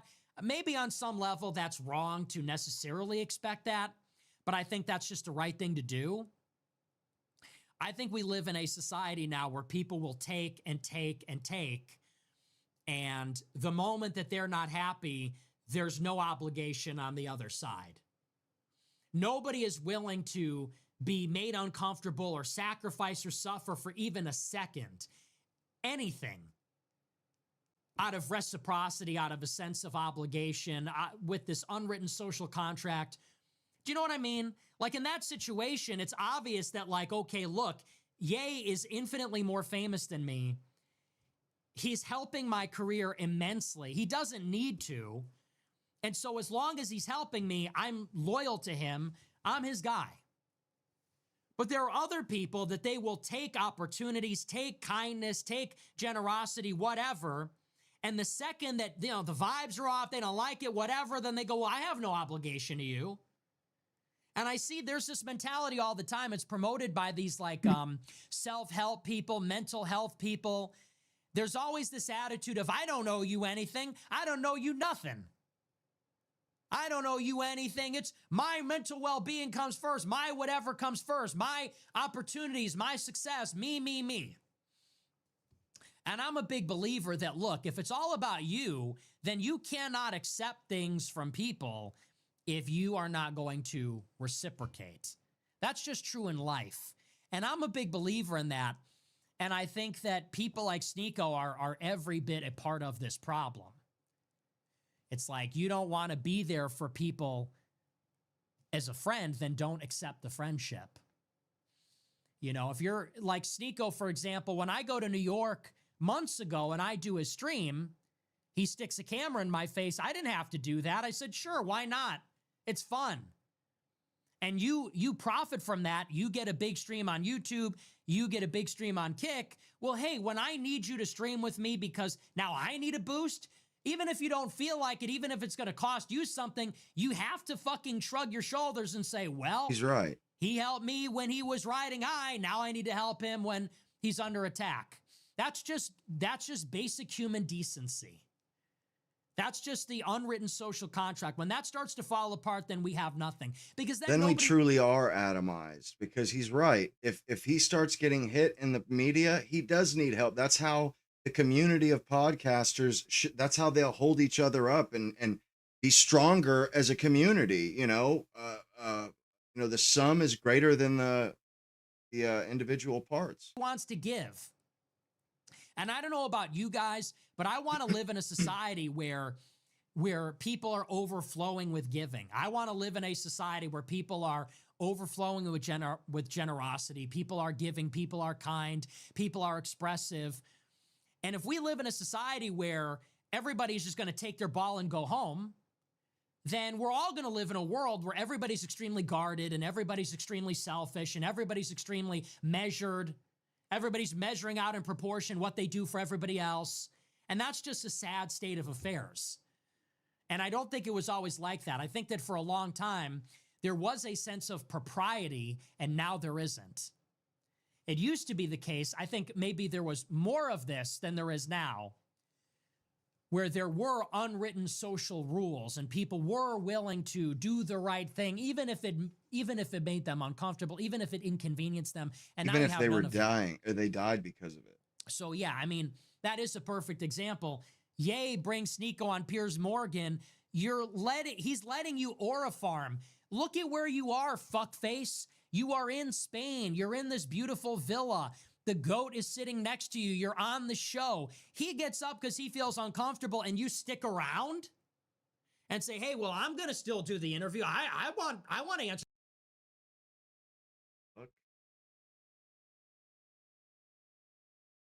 Normal for gay people, okay? That's normal. Good. It is normal for gay people to have a 50 to 100 to 1,000 body count. That's average. That's normal. It is normal for gay people to be totally like promiscuous. It's normal for like the things that are considered normal among gay people are very disturbing. Very disturbing to people that are not gay. And so there is this idea that if a gay person is not a Democrat, that they're like normal, that they're like any other straight person. It's like, but they're playing a different sport. It's a different planet, dude. It's a different universe. So I just disagree with that concept. Now, look, you know, as it concerns gay people, I really think some of the stuff during Pride Month is over the top. When people get all on their chud thing and they're like, pride flag? My pride flag's the American flag. It's like, can't we just ignore it? Like, we don't need to, like, who cares? We don't actually need to go totally insane in the other direction and be corny about it. It's Nuclear Family Month. It's like, Nuclear Family Month? I'd almost rather it be Pride Month. Like, if you're saying it's like, if that's the flag, like, it's this month we're celebrating the nuclear family. It's like, dude, that sounds like it sucks. And what does that mean? Being a girl dad? What does that mean? You're going to wear a graphic t-shirt pushing the stroller with your 3 daughters while your wife is... What's your suggestion, Nick? Okay? How about you shut your suck muscle about everybody else's opinion and everybody else's, suggestions, and throw your own out there. Get some skin in the game, you queer. Yelling in your ear? I don't know. I think, pick your poison. I don't know. I'm going with Pride Month this time. So we don't need to be like over the top chuds. We also don't need to be like dishonest about what it is. We don't need to be glamorizing it. It just is what it is. It just is what it is. Gay people exist. And it is what it is. It shouldn't be promoted. It shouldn't be normalized. It shouldn't be glamorized or glorified. And that's how it is. So, yeah, I saw that tweet. They said the normal, shout out to the normal. He said, shout out to the normal LGBT. He goes, but not the QIA plus. It's like, bro, if we're going to make any divisions, it's going to be LGB versus everything else. That's for starters. But second of all, it's like, bro, like, it's just, that's so not the vibe. Like, this was in 2024. JD Vance said the same thing. He's like, all the normal gay dudes are going to vote for us. And it's like, bro, like, it's the abnormal gay dudes that are not engaged in all that kind of stuff. So, anyway, yeah, I don't know. That just seems to, like, not fit with the rest of what they say. I mean, the Tates are so based on everything, but that's one thing that just keeps coming back. You're like, bruh, there's no normal trannies. Like, it's just not real. Poop Degroy percent $25. Which way should we vote for open or closed primaries? Thanks for all you do. In what? It depends on your state. I mean, the rules are different in every state. Poop Degroy percent $25. That was vague. Should we vote to keep our primaries open or closed? It depends on the state. Would it be experience sent $20? Did you see the Goy of the Year Maddie Walsh's post about the war in Iran? What was even better was Thomas Massey's response giving Maddie one of your famous bitch slaps. Get back to work, Maddie. I did see that. Yeah, that was awesome. That was actually a good post. Simbo sent $50. Sneeko searched his house for bugs after you hung out with him last because he thinks you're a fed. Please crush this fucking roach when he inevitably comes crawling back. You get 21x more VPM, by the way. Well, I mean, stuff like that just goes to show there's no equivalency. The things I'm saying are real. The things you're saying is just bullshit. Me saying, like, you're a piece of shit as a friend, like you're obviously a clout whore, you have no real beliefs. That all of those things are just true, demonstrable things. These like little snipes, these little pissant little jabs like, oh, I checked my house for bugs because you're a fed. It's like, I'm not a fed. If you thought I was a fed, you wouldn't tell me all your dirty laundry. If you really thought I was a fed, we wouldn't be friends for 4 years. You wouldn't be telling me all your dirty laundry. You wouldn't be saying, yeah, let's hang out in my apartment. Let's go to this party. So that just goes to show, it's like, whenever I get in a fight with anybody, all they have are lies. All they have are lies and exaggerations and things that don't even make sense. Things that don't even make sense. Like Dan Bilzerian, oh, you're a fed. It's like, really? That's why you invited me to your fucking house 100 times? That's why you were glazing me constantly? Like, you don't even believe that. Same thing with Sneeko. They have nothing. You have nothing. It's like, oh, I'm going to check my house for bugs. Oh, that's cute. That's a cute little line. You're a piece of shit. You're a fucking disloyal piece of shit. And you know that, and your fans know that, and everyone knows that. And you could say that, okay, yeah, like I expect my friends to be loyal, and you can say that's gay or whatever, but you have no character. You have no character. You have no honor. I have no respect for you. And so you can say that I'm being dramatic about that, but it's just true. Like, friendship is something real and valuable. Loyalty is a positive trait. You have none of that. And so you can make a cute little remark and you can posture like, I'm not bothered by this. I don't care. I'm going to play my song and be jokey about it. You're a fucking scumbag. You're a fucking scumbag. And it's just true. You know you're a scumbag. You are a scumbag. So anyway. Ashirami, a battler, sent $100. America First candidate Zach Land defeats Trump-endorsed Israel shill Randy Feenstra in Iowa's gubernatorial primary. I saw that. Thank you for the big super chat. Yeah, it just goes to show. Wigger Groy % $20. Big Brian tired of buying an egg, sell him 24 and my body count is 16 but they was black or Indian. Princess emoji. Advice to pull White Floyd? Oh, no, we can't be endorsing that. No way. Darkracker sent $20. Don't know from yesterday. You weren't on Duel.com last Friday or Saturday? Must have been talking to a LARP if it wasn't you. Okay. You're you fucking retard. You think I'm on Duel.com as Nick Fuentes? I don't gamble. Was that you on Fortnite last night? The username said Nick Fuentes. What is wrong with you? Curry Dick JD Groy % $20. My fax machine is in the river. Dick out. Love Thaddeus the Groyper. You? Also love Bloodborne Wang. I am Astral Project. Curry Dick JD Groy % $20. I am a self-diagnosed paraplegic with a boob job and a heavy dick. My job is simple. Laura Deeb B sent $20. Frog emoji. Thank you. Coom Chowder sent $20. Haley F. Nick, I'ma put you on. Peep this artist on the rise from my small town. Groyper energy, his name is Frankie Snow. Certified Party Animal sent $25. Uber Black living up to its name. The poors will never understand. It's true. Take heart. Very true. Iowa First sent $20. Groyper Iowa governor incoming. The generational run is just getting started. Christ is king. Very Binkle MC true. Dougal sent $20. Alrighty Nicola, that's enough super chats. For tonight, time for bet. Agent Groyper sent $150. If halting tyranny demands acknowledging objective reality, does the American right's embrace of epistemic chaos prove we have now finally lost the capacity, or simply the will, to keep it? Okay, thank you for the big super chat. I Ed appreciate Debevic it. sent $23. Top 5 bloopers you've seen at mass? And don't give me any guff. God has an excellent sense of humor. Take midgets, for example. Oh my gosh. Bro, I bro. promotion sent $20. Is this all you, it's just like, wow. Bro, I promotion sent 20. Top 5 bloopers in mass? Excellent mass, Bro, I gentlemen. promotion sent $20. Pee pee poo poo. One time the baby was crying? Oh gosh. Diversity stole my bike sent $767. Yo, thank you for the huge super chat. I appreciate it. 767. Diversity stole my bike. One of our big donors. I really appreciate it. Los God Angeles bless. sent buddy. $20. Cool tie. Thanks. Yeah, I got this new suit. What do you think? This is one of my new this stupid fucking collar, though. I hope it wasn't like that the whole show. I hate when the collar sticks out like that. Yeah, I just got this brown suit. So I had to go to the drawer and say, what looks good with the brown? I said, maybe this like burnt orange. What do you think? I think it's a pretty good combo. I don't know if the brown really suits me though. Do I look good in this? Do I look good? What do you think of the brown suit? Does it work? Does it not work? I don't know if it's really my color. I feel like I look the best with navy. Red. I don't know if the brown's really doing it for me. I don't know if it's really the best look. But you tell me. You tell me, what do you think? What do you think? Do I look good in this or no? Compare it to other fits. Claude, take this picture of me in a brown suit, compare it to me in other suits. Does this fit my color palette? I don't know. I feel like it makes me look pale. Maybe I just look pale in general. I don't know. Looks maxing is so hard.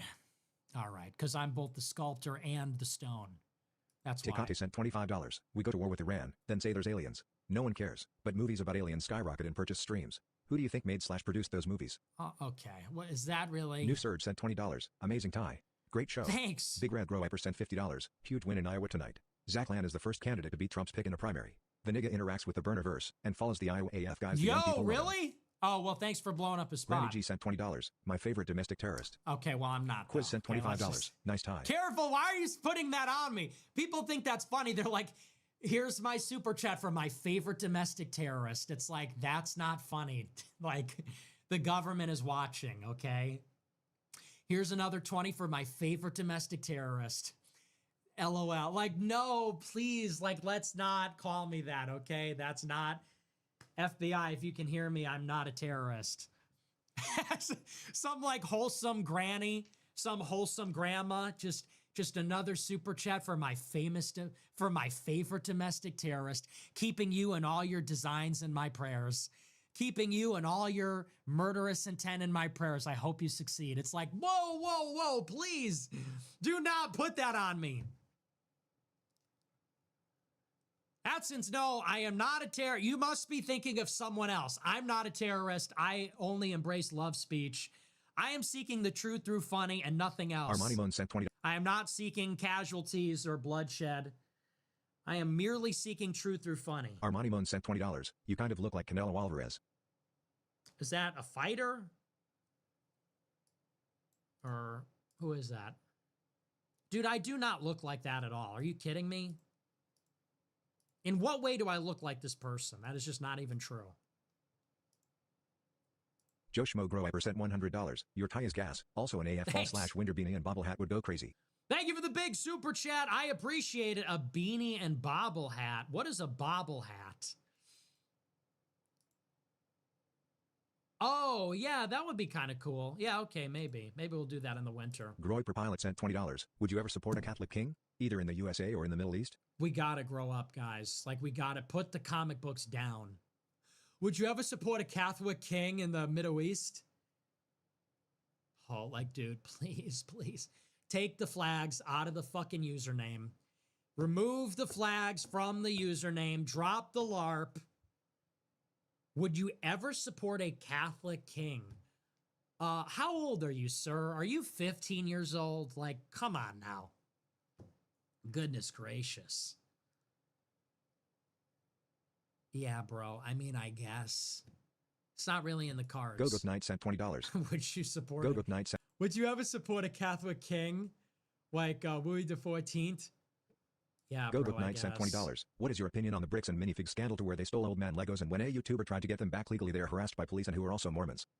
I'm not following the fucking Lego scandal, okay? Ken Wolf sent $20. Bring back servitude, it would solve the homeless problem. Some people can only thrive when having their life run by someone else, but when left to their own devices they destroy themselves. Like a slave class? Yeah, we could do that. Hot if Mom sent $20. Fuck everyone in the $100 GC. All you incels keep attacking me and my dog. Okay, you gotta stop. Eric Blair. It's over, it's over. Just be done Eric with Blair it. sent $20. Arizona, home of the ceremonial AR-15. Stay strapped, gentlemen. Very good. Vadia sent $20. London gets the worst of these countries. People like Hakakaju and Sneeko stupid friends are the worst Muslim countries have to offer. They think they represent my religion. They can fuck off. Okay, that's crazy. Bro said I'm one of the good ones. Holy pick Go me. Knight sent $20. What if we move all the homeless people to nice little encampments where they live their lives in peace and give them a farm to where they can grow their own food and maybe become productive again? Yeah, and the house could be run by like, I don't know, this like overseer and yeah, they could work in the field in the sun. Nixon Yeah, sent it's $20. kind of a good idea. My aunt was attacked by some brownoid who called her a It's a white bitch and joke, government it's a says joke. things aren't racial. Much love from UK. So true. Steel and Sorcery sent $35. What is your favorite Kool-Aid flavor? I don't drink Kool-Aid. Mommy Grow Up Alt Don't Ban Me Brothers sent $20. You got it so right tonight, Nick. Thank you so much for being yourself and not pulling punches. Come on, whites. LFG. Thank you so much. I American appreciate Jaeger sent it. $25. Only true loyal people to you besides Keith Woods have been the 2 CCs, Chad Champion and the Cocaine Crusader. Well, that's not really true, but Keith Woods, absolutely. Keith Woods has been extremely loyal. Good friend of mine. 67 Wang 67 sent $20. Ban Sneeko from entering the U.S. Yeah, I think that's maybe the next step. Sacred Galaxy sent We $20. got to run it up the flagpole. Laura Loomer, if you can hear us. Sneeko next. Sacred Galaxy sent $21. Happy Pride Month, Nick. Love from Tel Aviv Yafo. Smiley face emoji. Red. Very good. Slick sent $20. No nation in history has gone through a demographic change of this magnitude in so short a time, and remain the same nation. Justin Carlo Musto sent $20. Make connections, acquire power, stick together, build wealth, play the long game, infiltrate the government and politics. Sounds familiar. White people need to do max. True. Your Body My Choice Ho sent $20. Are you mugging? I think you're mugging. Thanks. Hunter Biden's coke dealer sent $20. Young white men. The world is your oyster. Extra chat for W Thanks. monologue. God bless NJF. Thanks for the bonus. Priz sent Bonus $20. round. Sneeko's last post has 80 plus comments and the only positive one is someone asking for crypto in the spam section. Yeah, he fucking sucks, dude. He's just like, he's scum. He's a scumbag. Your Dane Grower sent $50. He needs to reflect. He needs to reflect and apologize. This can all be over if you just stop being a horrible human being and apologize. You wronged me. You are a terrible friend. You have opportunities to grow, but you need to apologize. You are a terrible friend. You have acted like a complete piece of shit. This is called accountability. I'm a very forgiving person, but you wronged me. You pushed me too far. You need to take accountability. You are a terrible friend. What you did was wrong, and now you want to play the victim and try to do this act like you're too cool. Just be a fucking man for once in your life. Stop being a punk. Stop being a cocksucker grifter trying to ape Andrew Tate and Nick Fuentes and Zerka. Just be a man. Take accountability. I did. When I said something nasty to Sneeko, I texted him. I said, you know what, man? That wasn't nice. I know you care about that, and I apologize. I shouldn't have said that. And when when he was having the blues and the Groypers were giving him a hard time, I said, you know what? I'm sorry. I should have been there for you as a friend. That wasn't the right thing to do. When Sneeko fucks with me, it's just like accountability. He is dodging accountability always. It's like bro says, he literally says to me, he goes, I can't do the stream in New York because don't you think that's going to be bad for me? Those were literally his words. I said, do you want to do the stream in New York? He goes, yeah, but don't you think that would be really bad for me? I said, what do you mean? He goes, Dan, Ian, Jake, all my friends. I said, really, dude? But then he wants to turn around and say, oh, well, you never do the filming. Why don't you ever invite me on the show? It's like, whoa, whoa, whoa, time out. When I said to do the stream, you didn't say, oh, well, I'm always doing the filming. No, what you said was, this would be bad for me, don't you think? Isn't this bad for me? Like, that was literally his first instinct. I know you're having a hard time, but what about my career? You didn't think about that, did you? Oh, yeah, you're right. I selfishly was thinking about how everyone is piling on and attacking me. I didn't consider how standing next to me in solidarity would hurt your career. Sorry, you're right. But then he wants to turn it around and say, oh, it's about everything. Oh, all these other excuses. The guy's like, this is just classic. Like, you're not a man. This is classic. You're just like a fucking punk. So if you can't take accountability and own up to what you've done, then you're not a man. So, and it's not cute. He does these like cute gimmicky things. Oh, his stream today. First of all, he just basically cycles through these different strategies to address the backlash. Remember, when I called him out the first time, he was doing the above it all routine. Remember? When I first called him out, it was, hey guys, focus on the message. Oh, what a hero. Then a few weeks later, it was, what did he say earlier today? Oh, well, we just need unity. Oh, okay. Then he's going to go into the drama, do these like snipes and disses. It's like, okay, so which is it? Are we taking the high road? Are we doing the tit for tat? Like, he doesn't even know because he doesn't have any real convictions. He's not honest. He's not a sincere person. He's just full of shit. He is a classic bullshitter. So he's just cycling through, as I said, whatever he thinks makes him look good in the moment. Oh, someone's attacking me. I'm going to pretend to be above it all. Oh, the attacking hasn't stopped. Now I'm going to pretend to be unbothered and disemboweled. Like, it's just cycling through these things. There's no integrity, no accountability. So it's just like you're subhuman, man. Cozy Apostaja sent $50. Great point on going to a good CCW course and understanding legal use of force. God forbid we lose because Cheddar Bob Groyper shoots his nuts off playing Freycore. I don't know what that means. Stacks 24 sent $20. What are your thoughts on Sikhs? I don't really think about them. Tony sent $20. Stuff Sneeko's brown halal sausage in a comically small chastity cage until his salsa juices come out. Okay, that was a great super chat for me to need to scratch my ear and not have my hand on the mouth. Okay, thanks for that. Holland sent $100. Last Friday night. Thank you for the big super chat. Love that song. Love that song. Legendary song. Denrio sent $20. So Two true. tens from Denrio. Thank you for the 2 tens from Tenor. We had a pretty great Friday night in Miami, bro. I fucking love Miami. I had a great night. Friday night, we went to one of my favorite burger spots looking over the city. Then went to South Beach. Unbelievable food. Then hanging out with the homies. Then tacos at 3 a.m. Last Friday night, truly. Thank you for the... Do it all again. Yes, we danced on tabletops. Yes, we took too many shots. Kissed? I forgot? No, none of that. But yes, we'll do it all again. We love it. Kara sent $100. W show proud to be a Groyper family with 2 10 boys who adore you also. Hey, those were the 2 tens from Tenrio. 2 10s from 10 Rio. Thank you for the big super chat. What is a 10? What's 10? 10-year-old, or what does that mean? But I appreciate it. We love the kids. We love the family. Unique God Warg sent bless. $25. Infantry wins battles. Logistics wins wars. General Pershing. So true. Emmy So sent true. $1,000. Yo, thank you for the massive super chat. God bless. Thank you so much. And no message. Dude, it's the girls. Femina Fides and Emmy. Why are the girls so... Dude, it's crazy that the Groibettes became my strongest soldiers when you think about it. There's such a lesson in this. Why have the women been my strongest soldiers? Is this like a sign?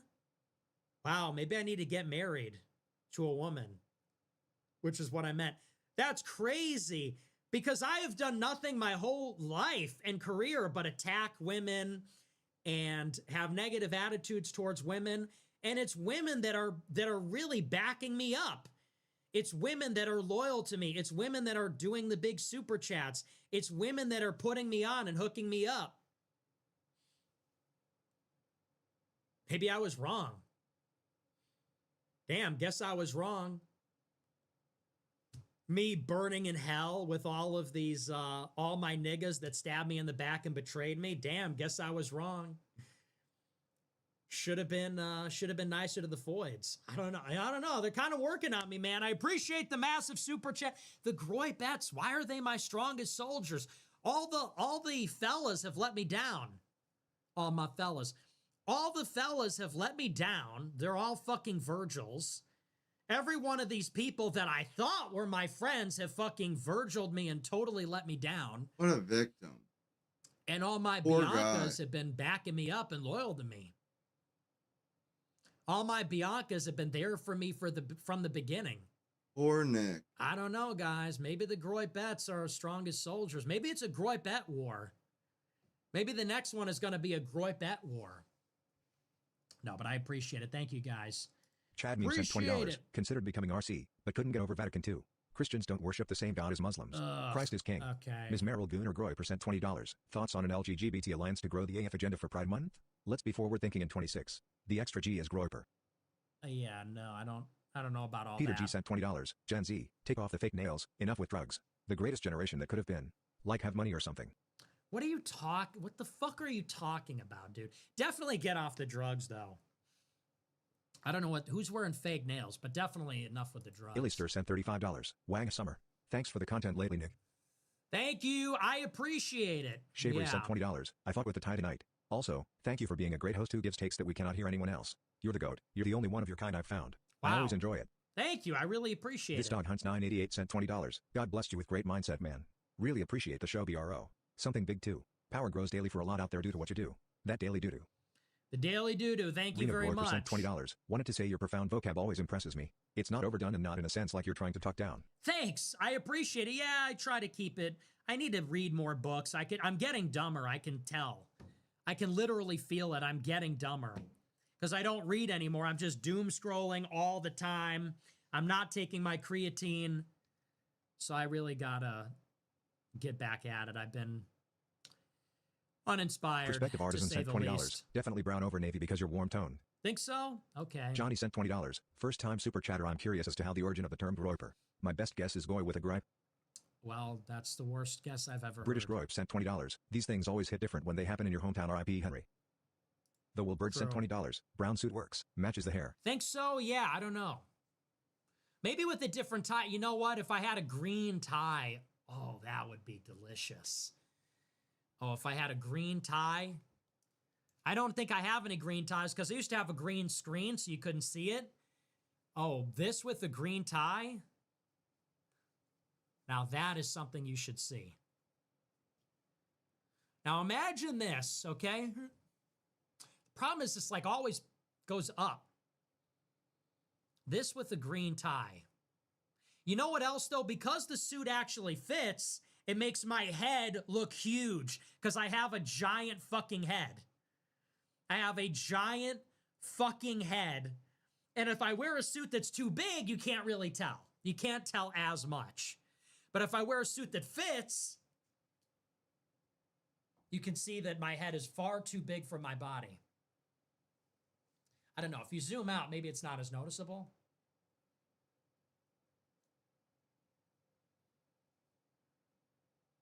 What do you think? Yeah, my head has always been too big for my body. I'm a spiteful mutant. It is what it is. My proportions are all off. They were doing create a class and they said, let's just fuck with the proportions. What if we took the arm length slider all the way to the right, head circumference all the way to the right? Yo, let's get the likes up. We'll put it in the middle. Can I get some likes and some subscribes, you slob, you Thoughts? bastards, chintzy, cheap bastards. I don't know. It does make my head look bigger for sure. It's a problem. Sierpinski 17 cent $20. L show and L strategy. Have you considered that the Noah Tucker Carlson said identity politics will destroy the country faster than a foreign nation? Dude, that's so funny. Do not get together as white people. That's what they want us to do. Really? Then why are they doing everything they can to prevent that from happening? Yeah, that's hilarious. Gabadool sent $100. Gabia. I don't know what that means, but thank you for the big super chat. Appreciate it. Sent $25. Something about the brown suit just looks off. Bring back the pissed high. Okay, thanks. I guess I tied it. The knot is no good. All right. Okay, that's our last super chat. That's going to do it for me. There we go. Hang on, we got one more. Dylan's mind sent $20. Sneeko says Dan Kazarian was the only one who had his back when the Tates threw him under the bus. That has to be rage bait. Well, that's just a lie. And also, then fine, be friends with him. Like, okay. If that's the company you keep, honestly, that says everything about you, doesn't it? Like, let's just be honest. Dan Kazarian is just like an odious, disgusting cad. He's just like a disgusting human being. Look at his life. I don't know if there's a single thing I respect about him. He's a serial liar. He's a disgusting hedonist. He's accomplished nothing in his life. He's like a dad friend. You deserve each other. Oh, hang on. We got one more. One more big super chat just came in, so we got to wait so we can read it. Oh. I guess.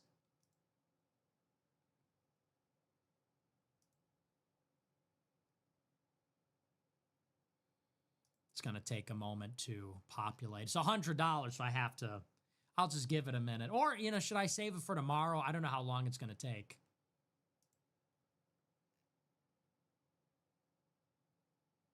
Come on, we're so close. Out of here. All right, you guys. Hope y'all enjoyed the show. Niggas wait until I'm literally giving the outro of the show. I will see you guys in the next one. I'll probably do some videos or do a video or two tomorrow afternoon for the stream. Yeah, I'll see you guys tomorrow. Out.